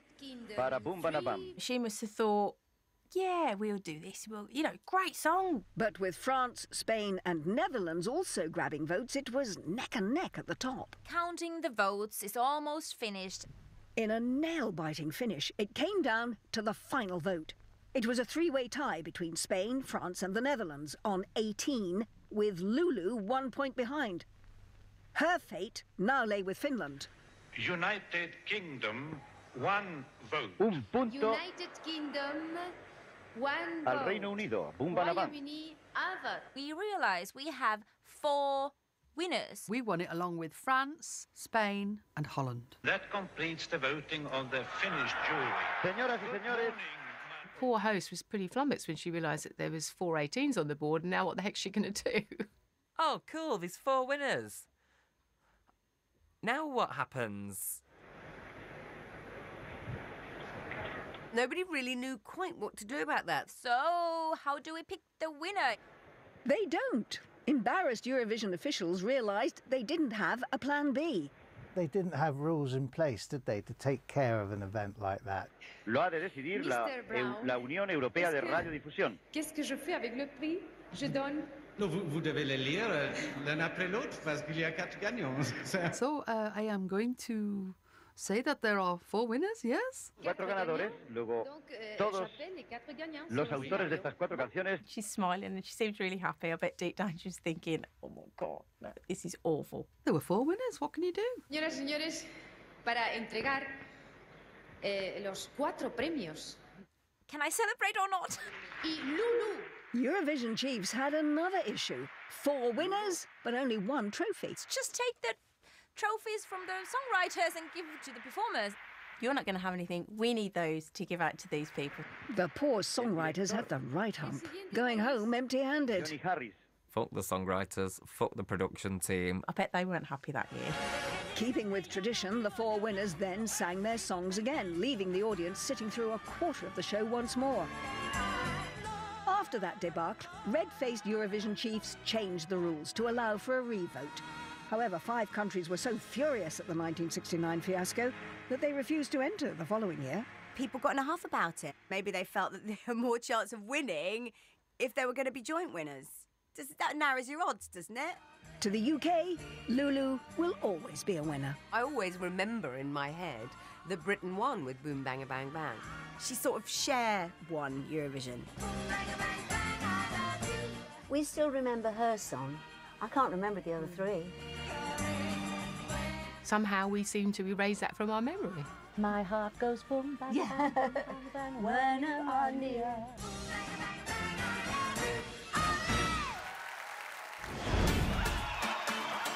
Still to come, diva Dana International takes a tumble. And the whole thing goes Bosh! Like that, she goes down. And Katie Price's attempt to represent the UK has its knockers. It was unbelievable. My ears were bleeding. Her song was so embarrassing. She can't sing.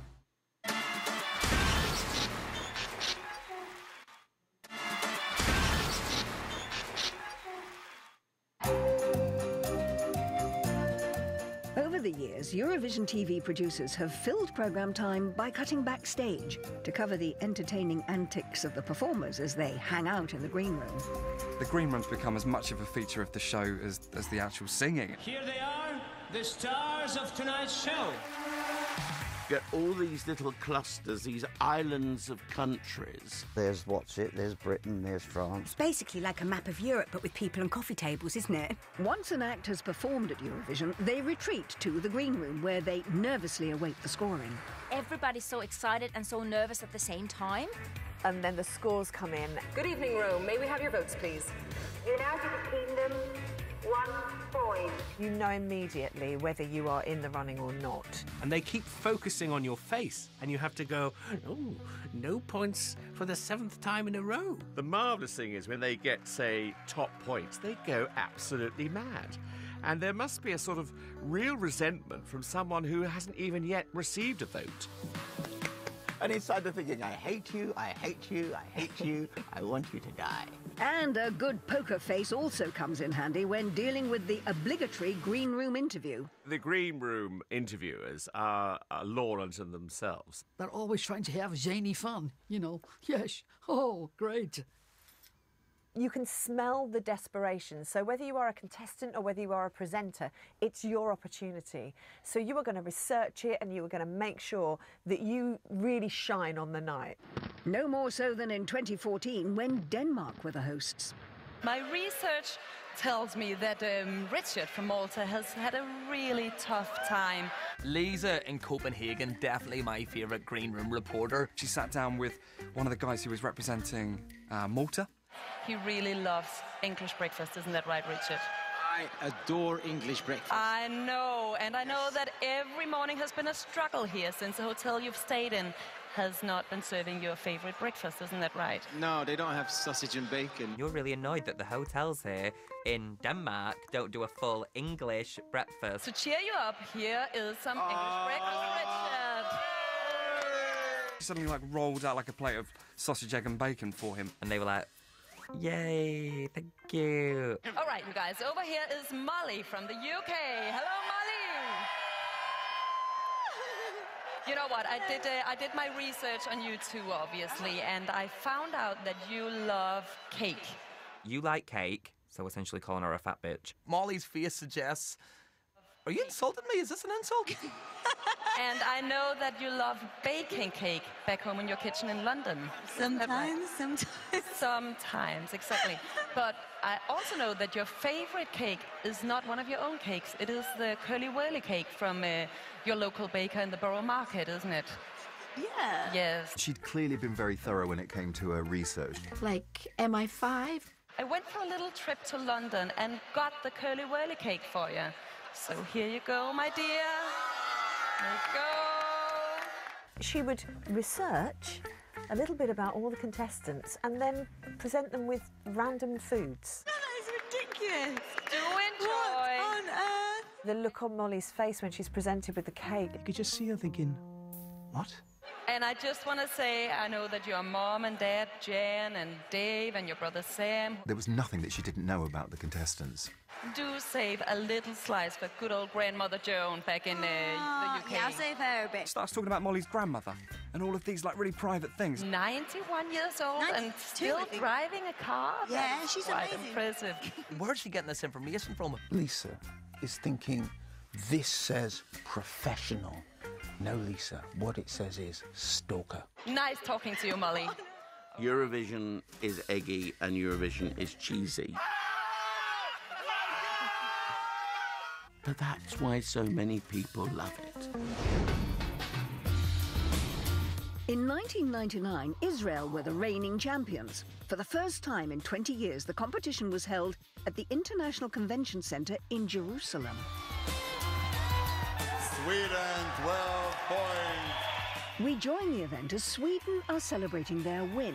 The privilege of presenting them with their trophy fell to the previous year's winner, Dana International. Charlotte Nielsen has won for Sweden. And she's waiting for her award. And Dana International, it's really her moment to take that humble place of saying, I'm passing it over to you. It's all about you now.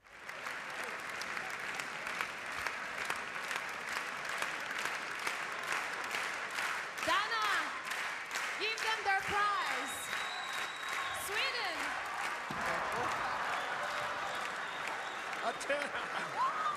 She oversteps on her heels. And the whole thing goes Bosh, like that, she goes down. This huge trophy. 600 million people are looking at you thinking, that isn't quite what you intended to do, is it?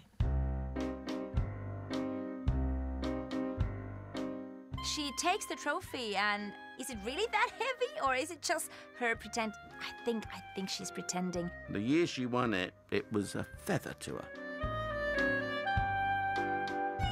She did not want to let go of that crowd. She still wanted it all to be about Dana International. Oh, look at me, oh.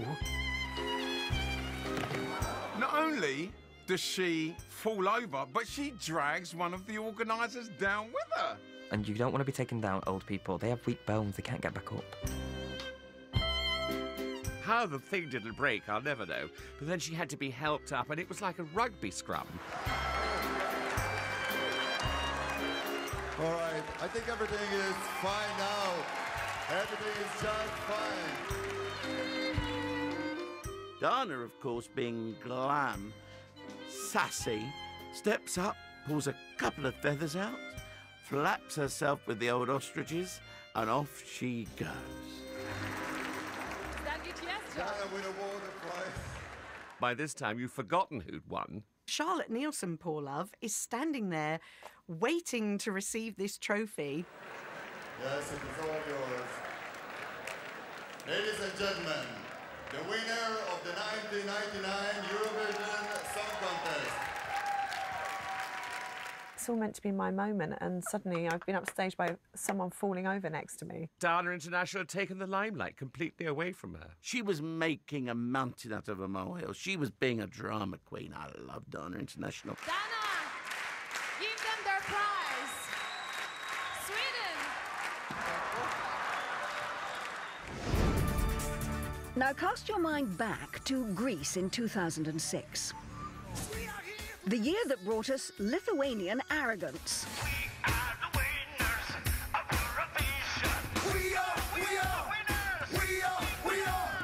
It's so beyond parody, it's hugely entertaining.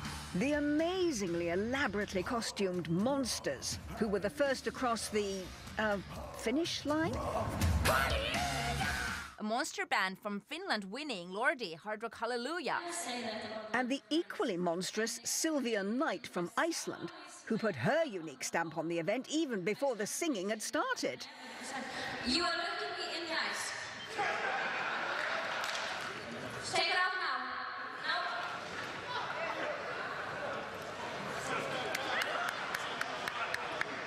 now. She would always be at the centre of a giant scrum. People with notepads, people with cameras. What had she done, this woman? You can just tell by the people, you know, they're all screaming and, you know, urinating all over the place because I'm so, you know, fucking brilliant. And her mouth was so blue. Very rude to everybody, effing and jeffing all over the place. And the best thing that has happened to this fucking competition from the beginning, cursing and swearing. F this, F that, F the other. So, you know, I should have hoorays and salutes because I am singing. She went in a massive diva. She tried to be the sort of bad girl of Eurovision. Can you do that, Sylvia? No. People disliked her before she'd even got to sing her song, really. When she actually came to perform that night, she got booed.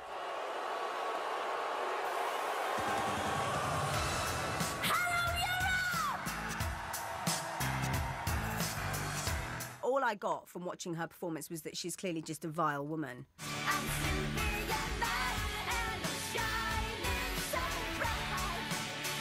The lyrics of Sylvia's song, Congratulations, informed the audience of just how wonderful Sylvia thought she was and how grateful they should be to have her perform for them. You, my European children!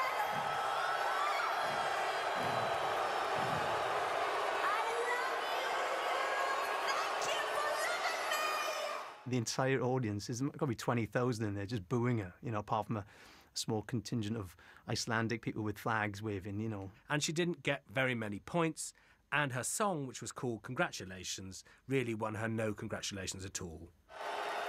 What the semi-final audience had failed to realise was that Sylvia Knight wasn't real. She was a character, portrayed by Icelandic actress Augusta Eva Erlendsdottir. It's a character, you know, she's supposed to be like that. It's supposed to be funny. So I don't think the host country, Greece, really realised that she was a comedian. The joke's lost love. Sing a song and get off. Sylvia's nippy attitude had caused a cold front across the Mediterranean. The stunt, complete with its elaborate costumes and fake entourage, had gone, you guessed it, horribly wrong. She thought she was going to go in, be ironically fabulous, everyone was going to laugh, get the joke and vote for her, and, you know, and she obviously had these lofty ideals. She thought everybody was in on the joke, but there's a key part of that she managed to leave out. The fact that she wasn't funny. It was a joke. Haha. It's embarrassing. It's just not funny at all. Sylvia and her fake friends remained in character till the bitter end, despite the frosty reception in Greece. I think she probably thought she was the Lady Gaga of her day. I'm not sure the rest of Europe did. Sorry, love, you're just damn rude. And the Greeks don't like you. These people do not forget when they're slighted. And Sylvia was given the cold shoulder and out she went. And have we heard of Sylvia since? After scoring a dismal nil point in 2003 and coming in 16th place in 2004, Britain in 2005 were in desperate need of a strong contender. 2005 was a great song for Europe, for the UK. It was star-studded. Hi, I'm Javine. Hi, I'm Andy Scott-Lee. Hi, I'm Gingy. Hi, I'm Jordan, aka Katie Price. Yes, you heard her right. The peroxide blonde glamour model wanted to put her best assets forward for the singing contest. You see this name on the list and you're a bit like, Katie Price? Oh, you know what? Well, it's unusual for me, but words fail me. We face as a nation the absolutely terrifying prospect of Katie Price possibly being our entrant for Eurovision. Katie Price, the model, author and horse rider formerly known as Jordan, was about to unleash her singing talents on the world. Katie Price she's everywhere. She had the attention of the world on her. She's over every paper, she's on telly constantly, she's with Peter Andre. A couple of days before the Song for Europe, she'd announced that she was pregnant. She was having Peter Andre's baby at the time. She was getting all the headlines, which did not please Javine. Annoyingly for Katie Price, pop stars the rival star Javine was also in the contest, and Katie knew, everyone knew, that she could sing. A few spats, it's fair to say, in the red tops between the girls. I want to scratch your eyes out. She really wants this gig because this is a chance for her to sort of like, you know, kind of reignite her career again. Soon, it was going to be Katie's turn. The viewing nation and studio audience waited with bated breath. Was she going to pull it off? With the amount of fans that Katie Price had at the time, you know, she probably thought that she had a great chance of winning it. As Jordan sat sexily on her chaise longue in a pink, sparkly catsuit, the audience waited in anticipation for her song to begin.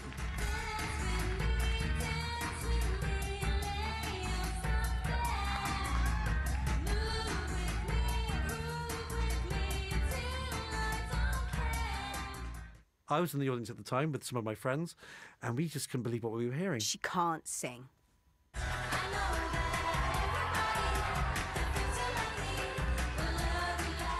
outfit that Katie wore was quite astonishing, you know, it was bright pink. She looked like a flamingo.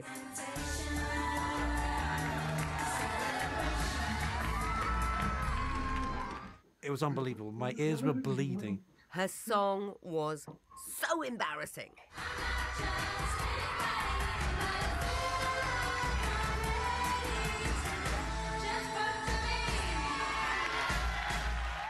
But not everybody in the audience was applauding the performance.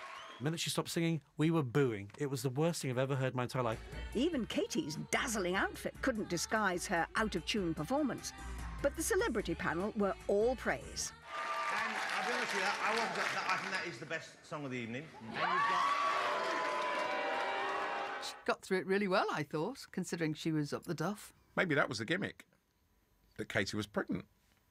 We were all wondering, will it be Katie, will it be Javine? It was a two-horse race. You could feel the tension in the room, you know, from all the people around their teams, and I was like, oh, what's going to happen here? Price was the bookie's favourite due to her having the highest celebrity profile. But Javine had the studio audience on her side. The excitement in the studio and the green room was electric. 1 minute Javine's at the top, and then Katie's at the top. A nation divided over Eurovision, probably not for the first time and certainly not the last. There were loads of people going, oh, that'd be really funny to send Jordan and a tits to Eurovision. It certainly worked for the ratings, though. 8 million viewers tuning in to see which song would go forward. That's a good score. That puts her in the lead, of course. Oh my goodness, Katie Price is actually going to win this bloody thing. Like, this is the end of days. Did we want to see Katie, a.k.a. Jordan, representing Queen and country and busting out all over that stage? Javine is... 30%. The nation could heave a sigh of relief. Glamour girl Katie Price had been beaten by a bona fide singer. When they announced that Javine had won, it was like, oh.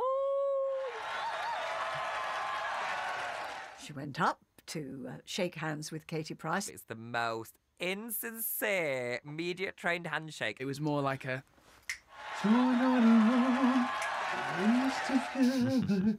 Good try, babe. It's almost Siberian temperature. So Katie's sexy gyrating and off-key caterwauling didn't win her the Eurovision crown. And Javine didn't do much better, as on Eurovision night, she came in third from last. In fairness to Katie, she admits it's the worst thing she's ever done. Well, one of them. Still to come, Ireland's Eurovision selection process sparks World War III. I don't know what Billy is on, but he's on something, and it's not a good thing. To say that I was on something was very unprofessional of Louis. And more controversy for Ireland as 3 consecutive wins almost bankrupts the country's national broadcaster. If you have to stage it, you have to pay for it. Please don't let us win.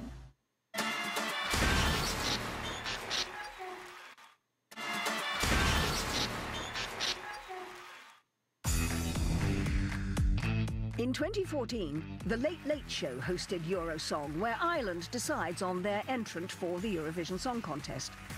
The panel of experts included well-known TV talent judge Louis Walsh and Eurovision veteran Linda Martin, who were there to discuss the acts with host Ryan Tubridy. But trouble was brewing between rival management camps right from the off. Louis, a lot of talk in the last 24 hours about your closeness to one of the acts because of X Factor. One of the acts? I know all the acts. Yeah. Was somebody trying to stir it up or something? They're not trying to stir it up. There was a full discussion happening. I wasn't involved. No, I know, but their feeling Why was... would somebody do that? The stirring up had been caused by mentor to one of the finalists, Billy McGuinness. His problem was the potential conflict of interest of panellist Louis' involvement with some of the acts. So, you were the other half of the story this morning on the radio, and you've been on the news and in the papers this week, in the last 24 hours. Very unhappy and very vocal about Louis' involvement on the panel tonight and in the Eurovision, broadly speaking. I went on the national radio station that morning and I aired my grievances, and it all kicked off. Everything was it just went nuts. If you want a level playing field, Louis Walsh should not be on that panel. Right? Why? Because he's connected. He's connected to 2 of the acts. He managed Casey when she was in Wonderland. Plus, he also, through his X Factor involvement. Completely bonkers, because me and Louis had absolutely no relationship. There's no way that Louis should be on the panel, because Louis and Linda are going to influence the judges. He felt that that would jeopardise his own contestant, Laura, from getting through. Got to know on Actually, quick, Billy, right? I Louis, used to- I'm talking to I used to Ryan, book please. your band out as Excuse well. me. I You used to have work your with way. that band. Excuse me. I'm talking to Ryan. I'm talking to Ryan. Louis, I'll give you I'm right to talking reply. to Ryan. Okay, go ahead. I was outraged at this. I just went, look, this isn't fair. He just played on that, tried to sabotage our chances, says it was unfair. If you wanted to put someone with Euro credentials, why not put Niamh Kavanagh or Paul Harrington there? Yeah. You do not need Louis has because he's great involved Euro with the acts. credentials, though. I know that. He has. He shouldn't be there. It's not fair on us. But he would say he has no involvement in the Ryan, acts my now. second point is, and it was validated today, when One Direction's Niall tweeted he has 17 million followers, vote for Owen Quigg. Who got Niall with 17 million Not followers? me. Who Okay. got Niall to tweet vote Owen Quigg Not today? me. So Billy thought that Louis had set this all up, which I know myself, it wasn't. This is supposed to be a level playing field. All the songs are supposed to have a level chance. I don't know what Billy is on, but he's on something, and it's not a good thing. And say that I was on something was very unprofessional of Louis on live TV. Linda? You are an odious little man. Oh, Linda. The only person... Louis, that bounces off Louis Walsh like water off a duck's I back. have not made The one only comment person you about were you. damaging up there was your act. Did I mention the fact... Hold it there. Hold it there. Did I mention the fact that you shouldn't be on the panel neither because you're on Louis' payroll. Let me tell so you you shouldn't be there neither.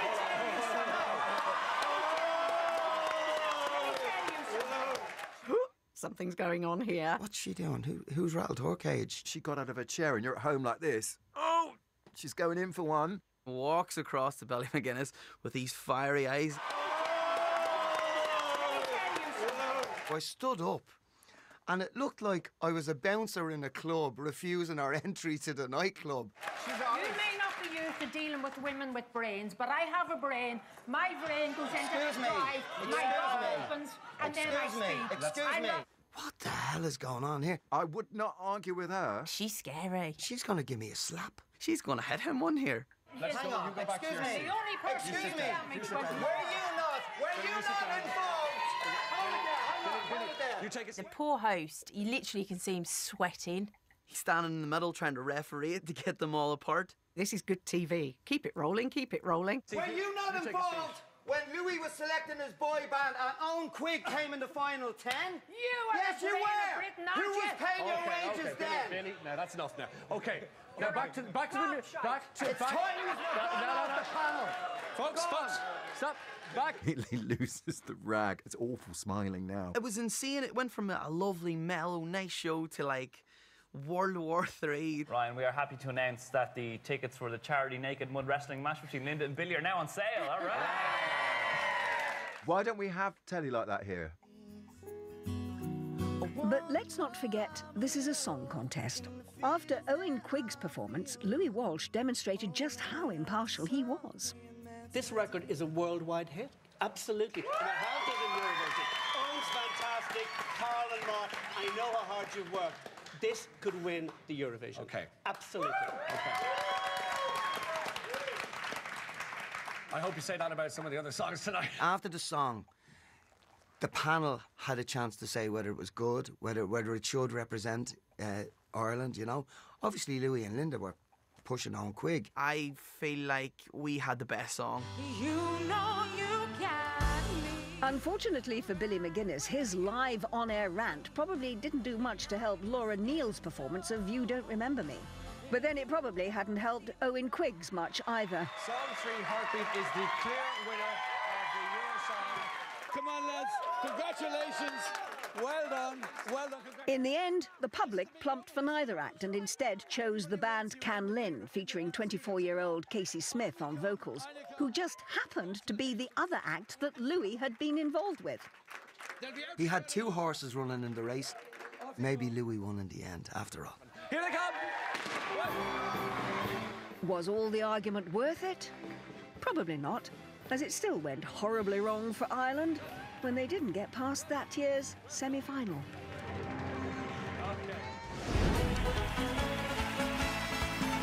Still Still in Ireland now, this tiny Celtic tiger may only have a population of 4.7 million, but in the mid-1990s, it seemed like they may be the only horse running in the Eurovision race. The big thing in Ireland, to be fair. I know that growing up as a kid, we always watched it. Linda Martin and Johnny Logan kicked off this run of luck with a victory in 1992. In 1992, Ireland won, which meant they had to host it the following year, which is great news for them because it brought in lots of tourism. The traditional greeting to visitors coming to Ireland is Céad Míle Fáilte, 100,000 welcomes. But even that extravagant greeting is inadequate for this colossal event. So they hosted the show in 93. It was an amazing show. Suddenly an open door I never saw before. I see the light leading me home again. As we've already seen, Niamh Kavanagh won the contest that year by a narrow margin over the UK. Ireland. We've won the Eurovision Song Competition twice in a row. We've made history here in Mill Street in County Cork. Whenever Ireland have won it, it's been that combination. It's been a great song and a great singer. It was a remarkable 5th win overall, and the 2nd in a row, meaning hosting duties weren't going anywhere. I'm sure RT were going, oh no, Jesus, here we go again. We have to host this again. You sit down and pick it all apart, and you think, do we really want to win this? Because if you win it, you bring it home. If you bring it home, you have to stage it. If you have to stage it, you have to pay for it. The cost of hosting Eurovision had been an issue for years, even when Dana won in 1970. I walked off the stage surrounded by all these photographers. I passed by a very wonderful head of light entertainment, Tom McGrath, and he just leaning up against a door frame and he said, "How dare you win? We can't afford it." I was yours and you were mine. That was once upon a time. Having won it twice, many in the Irish media were hoping that 1994 would bring a change in Eurovision fortunes, with their low-key ballad called The Rock and Roll Kids, tipped to come in a respectable but inexpensive 3rd. And I'd say there was fear and trembling in the organisation of RTE. What will we do if we win it?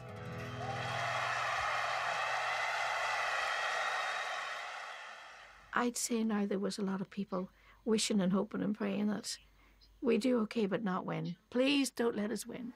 Ireland. We break 200. We must continue the voting. I mean, we have won this several juries ago. And that's the result. Ireland in first place. The curse of the luck of the Irish struck again. Winning 3 times in a row was a triumph for national pride, but a financial disaster for the national broadcaster RTE and its Director General, Joe Barry. Joe Barry and his wife there, celebrating, if that's the word, our victory. Part of the contract in this regard, if you agree to participate in the contest, you must also sign on the dotted line that you may well be that it could be bad for the competition that we do it 3 times in a row, but that's the deal. There was panic in the press that RTE would have to make drastic cuts elsewhere to afford the cost. Radio Telefiche is pleased to welcome you once again to the Point Theatre in Dublin for what has almost become the annual Eurovision Song Contest from Ireland. And questions were raised when little-known music teacher Eddie Friel was chosen as Ireland's 1995 entry. And there's Eddie himself having a look round. I'm in the music business 35 years and I'd never heard of Eddie Friel. Compared to previous years, the song was a little bit on the dreary side. Dreaming on a silver sea of... You listen to it and you think, I can see what you're doing here. You're desperately hoping that no one's going to vote for you. When I'm dreaming. Are they purposely setting out not to win Eurovision? Put it this way, he was no Johnny Logan. I'd say throughout that competition there was a lot of anxiety. The people watching were anxious that we'd win, and the organisation putting it on in Ireland was really anxious if we'd win. Norway. Yahoo! Norway, 12 points. Thankfully, though, at the fourth time of asking, Ireland had finally done it and managed to come 14th. Well, I suppose in a way, Ireland have done it again. This is the most desirable outcome from our point of view. And at the end of the day, the artists sang well. It was a good song. You do your best. We didn't win. Everybody wins. Still to come, Eurovision serves up a whole lot of rap. Oh, baby, baby, baby, you got me going crazy. I'm feeling kinda high. Come on, let's get lazy. Don't do it. Don't try it. It's rapping with a capital C at the front. It's too cool for Eurovision. And an interval act bombs in front of millions of viewers. You're not funny.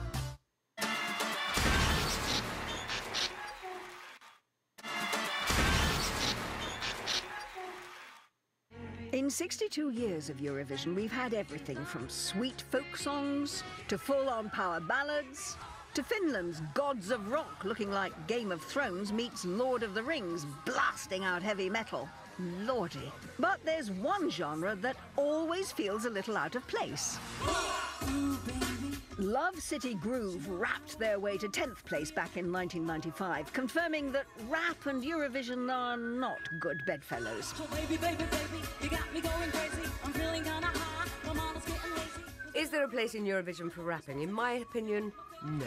When I'm feeling blue, you're picking me up with a kiss. I touch your hand. It's just so out of place. It's Eurovision trying to be relevant. Hey, that I'm the one to rock your world, 'cause honey, yeah. In the morning, when the sun shines. The idea of combining rap with Eurovision has been always spectacularly disastrous.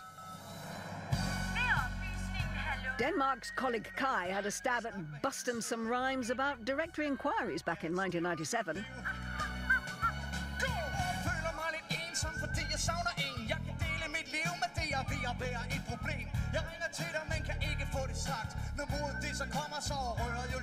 Scandinavian Eurovision rap is to be avoided at all costs.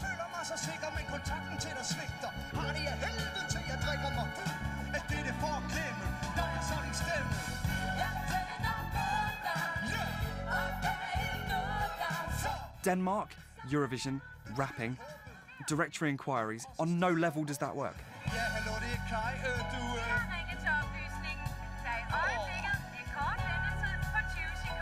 Is he on the phone to a sex line? Is he trying to get a hookup for after the Eurovision?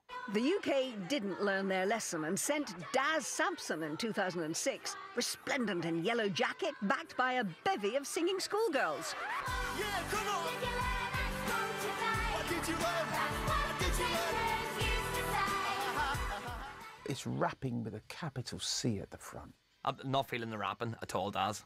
Dwelling on the past from back when I was young, thinking of my school days and trying to write this song. Classroom schemes and dreams, man, they couldn't save me, because my days were numbered when I signed down on AV. You always have one of those people in your group of mates who always, a bit of a knob-end, think they can rap. That's Daz. It's like a middle-aged guy shaking a fist bump. Daz bobbed up and down into 19th spot. Moving on, and now I'm looking back. I'll tell you what I know. Do you listen to your teacher? No, I don't think so. You want the whole thing to be stopped. You want the school bell to ring. Despite the lack of interest in rap, some countries still want to spit out some lyrics. In 2000, Germany cranked up the high camp factor to 11, added an enormous topping of cheese to give us Wada Hada Duda Da.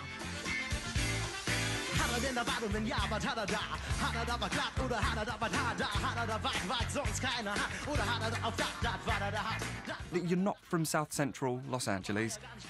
Don't do it. Don't try. It's just uncomfortable. I'll get embarrassed for them.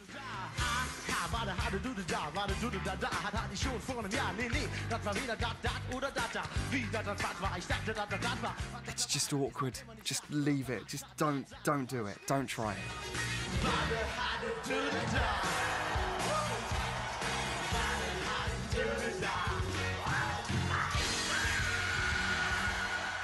It was nonsense, but for some astonishing reason, still came in 5th. That's the problem with rapping. It's too cool for Eurovision. Eurovision, we want diddly-dee, dum-de-dum, or very, very lovely ballad where someone dies at the end. The 18th Eurovision in 1973 was held in Luxembourg. As always, an interval act was booked to keep everyone amused whilst the judges deliberated over who would get their votes. In 1973, Luxembourg came up with an ingenious plan for an interval act. They decided to get Charlie Ravel, a very well-known Spanish entertainer who was a clown. Born in 1896, Charlie Ravel was a massive star all across Europe between the 1920s and 40s. His act gave him celebrity status around the world. Even Charlie Chaplin was a great fan. This is just weird. A man dressed as a woman, dressed as a clown. He came on in a lady's outfit like he was going to do some sort of opera and a big, big wig. Charlie Ravel looked like my mum looks when she's lost in Asda. They probably thought, oh, he's going to have everyone in stitches, it'll really like lift everyone's spirits in the break. The problem is, with a clown, you've got to get a laugh in quite quickly. It's a tough crowd.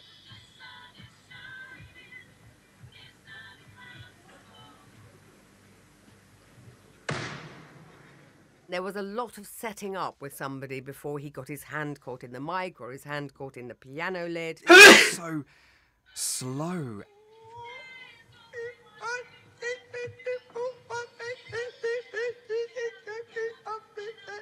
What is he doing? He's just making silly noises. You're waiting for this big moment, this clown to make everyone laugh or something massive to happen, and it just doesn't happen.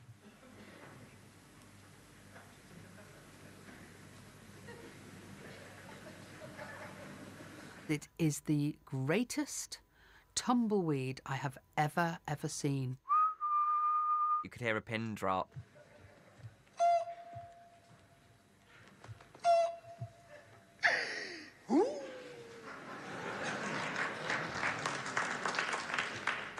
You just hear like one little applause break, which was probably his agent, and even that person gave up.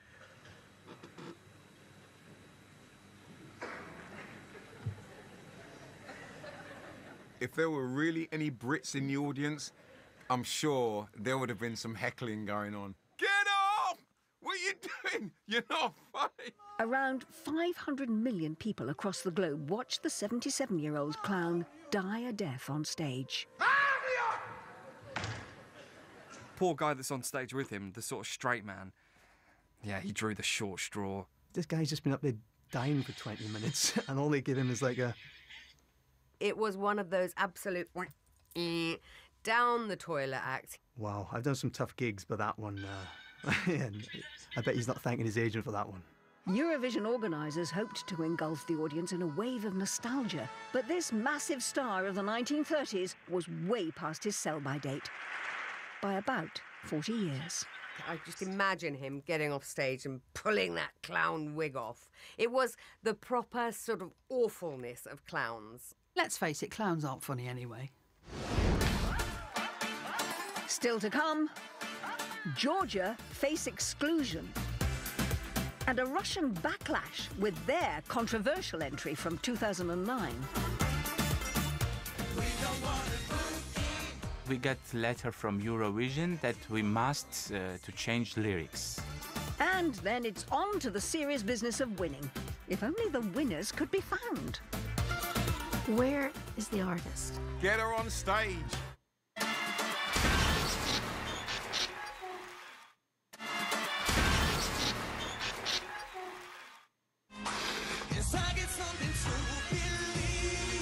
In 2008, Dima Bilan, accompanied by a violinist and an ice skating Olympic gold medalist, captured the Eurovision crown for Russia with a stirring performance.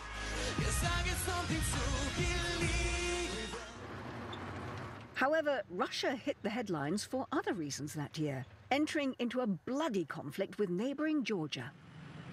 In 2008, we had a war with Russia, and it was like a horrible time for every Georgian. The following year, with Eurovision being staged in Moscow, one of Georgia's biggest stars stepped forward to represent his country. My band was Stefan and 3G with 3 girls. They're also very famous girls in Georgia.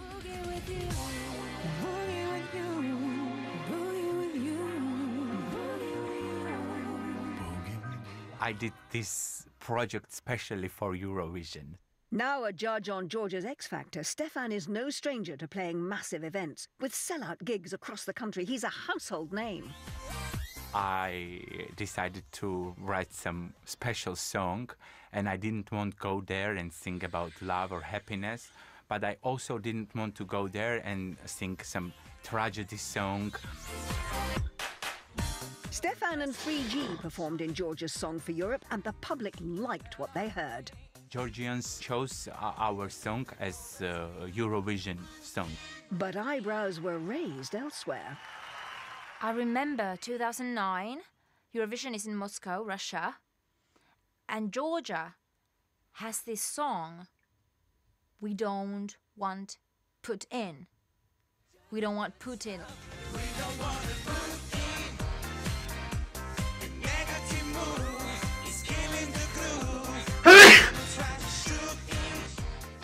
Part of the lyric was, we don't want to Putin, but it was, we don't want to Putin. We don't want to Putin. When we won in Georgian competition, our song became some very famous song in Russia. As relations between Russia and Georgia were at an all-time low, the lyrics to the song caused controversy.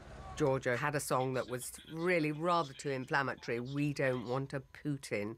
I mean, you know, it wasn't subtle. We get many, many letters from Russians that do not come to Russia because maybe they would kill you. And the subject of their song, Prime Minister of the time Vladimir Putin, wasn't too happy either. There was all manner of upset, and Putin complained bitterly. Putin's press speaker had also speech about us, that we are hooligans that do not come to Russia. With ominous noises coming from the Kremlin, things were getting real. Everyone was afraid about this. In Georgia also. Also, we was scared that maybe they really would kill us. Russia was now heaping pressure on the European Broadcasting Union, who turned to the rule book for an escape route, and it went horribly wrong for Stefan and 3G. In a few days, we got a letter from Eurovision that we must to change lyrics. Everybody was trying to smooth it over, and the European Broadcasting Union finally said to Georgia, would you mind awfully changing the lyrics? It was okay, right? That we don't want to put in just normal, usual English words. As stickler for the rules, Eurovision announced that Georgia had not complied with Section 4, Rule 9 of the rules of the 54th Eurovision Song Contest and could not take part in the competition. We'll have no political lyrics, thank you very much. We didn't want to change any lyrics there because we understood that it's normal words. The EBU saw straight through it. Eurovision board blocked our project on Eurovision. With no desire to change their lyrics, the Georgians had no option but to withdraw from Eurovision. Georgia wouldn't back down. They says, no, it's we don't want to put in. No, we're not going to change anything. This is what we want to say. This is what we want to do. If you don't accept us, we're not coming. Georgia pulled out, as it were. Well, we say pulled out, you know. I don't know. I haven't seen that group since.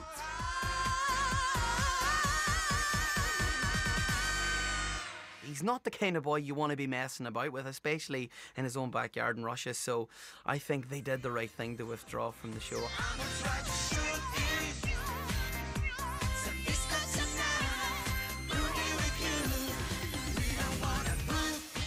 I'm Stefan, and we really don't want to Putin. We're on to the home stretch now, and in true Eurovision style, it's time for the winners to take to the stage once more. However, as we've already seen, sometimes the star of the show is nowhere to be found.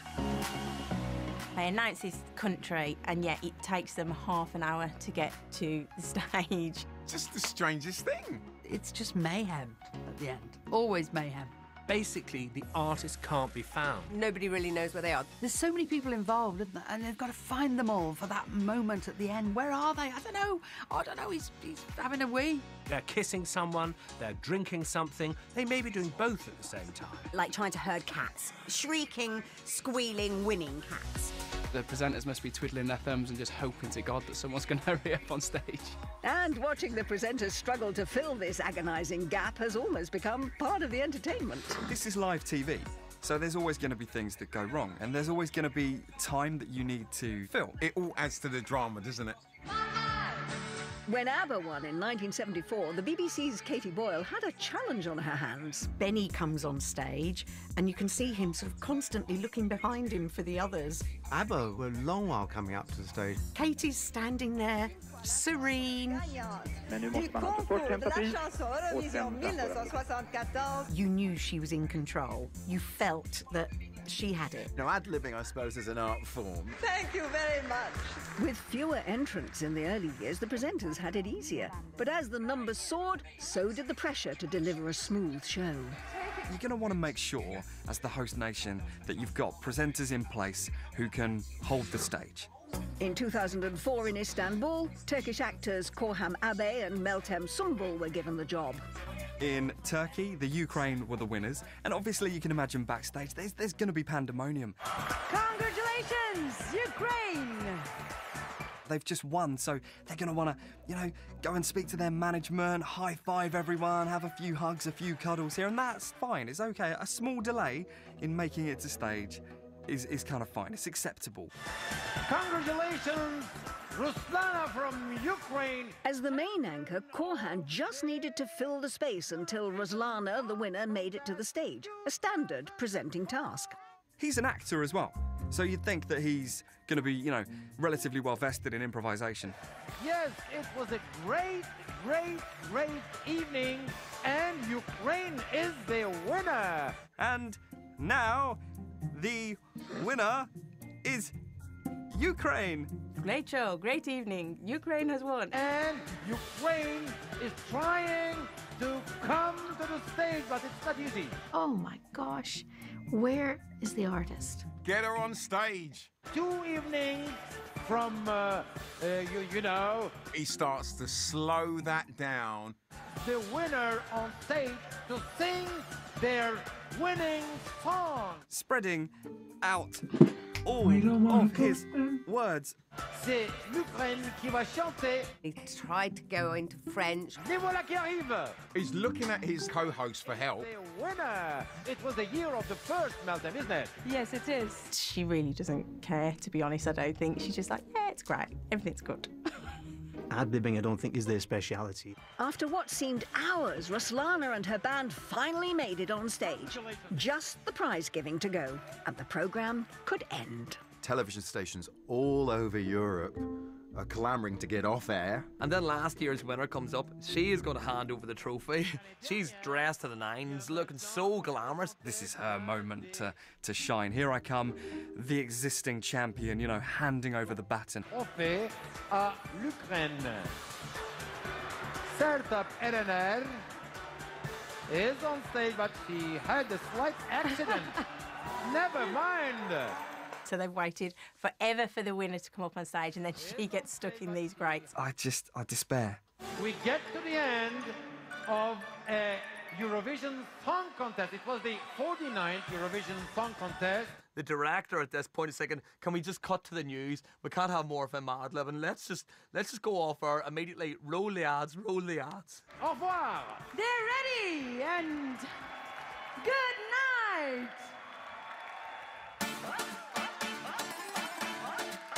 Later this weekend, the blissfully ignorant sexism of Miss World, baffling game shows for dogs, and the inappropriateness of mini-pops, part of the best of bad TV, the unbelievable excesses of the 1980s. Sunday night at 10 o'clock here on Channel 5.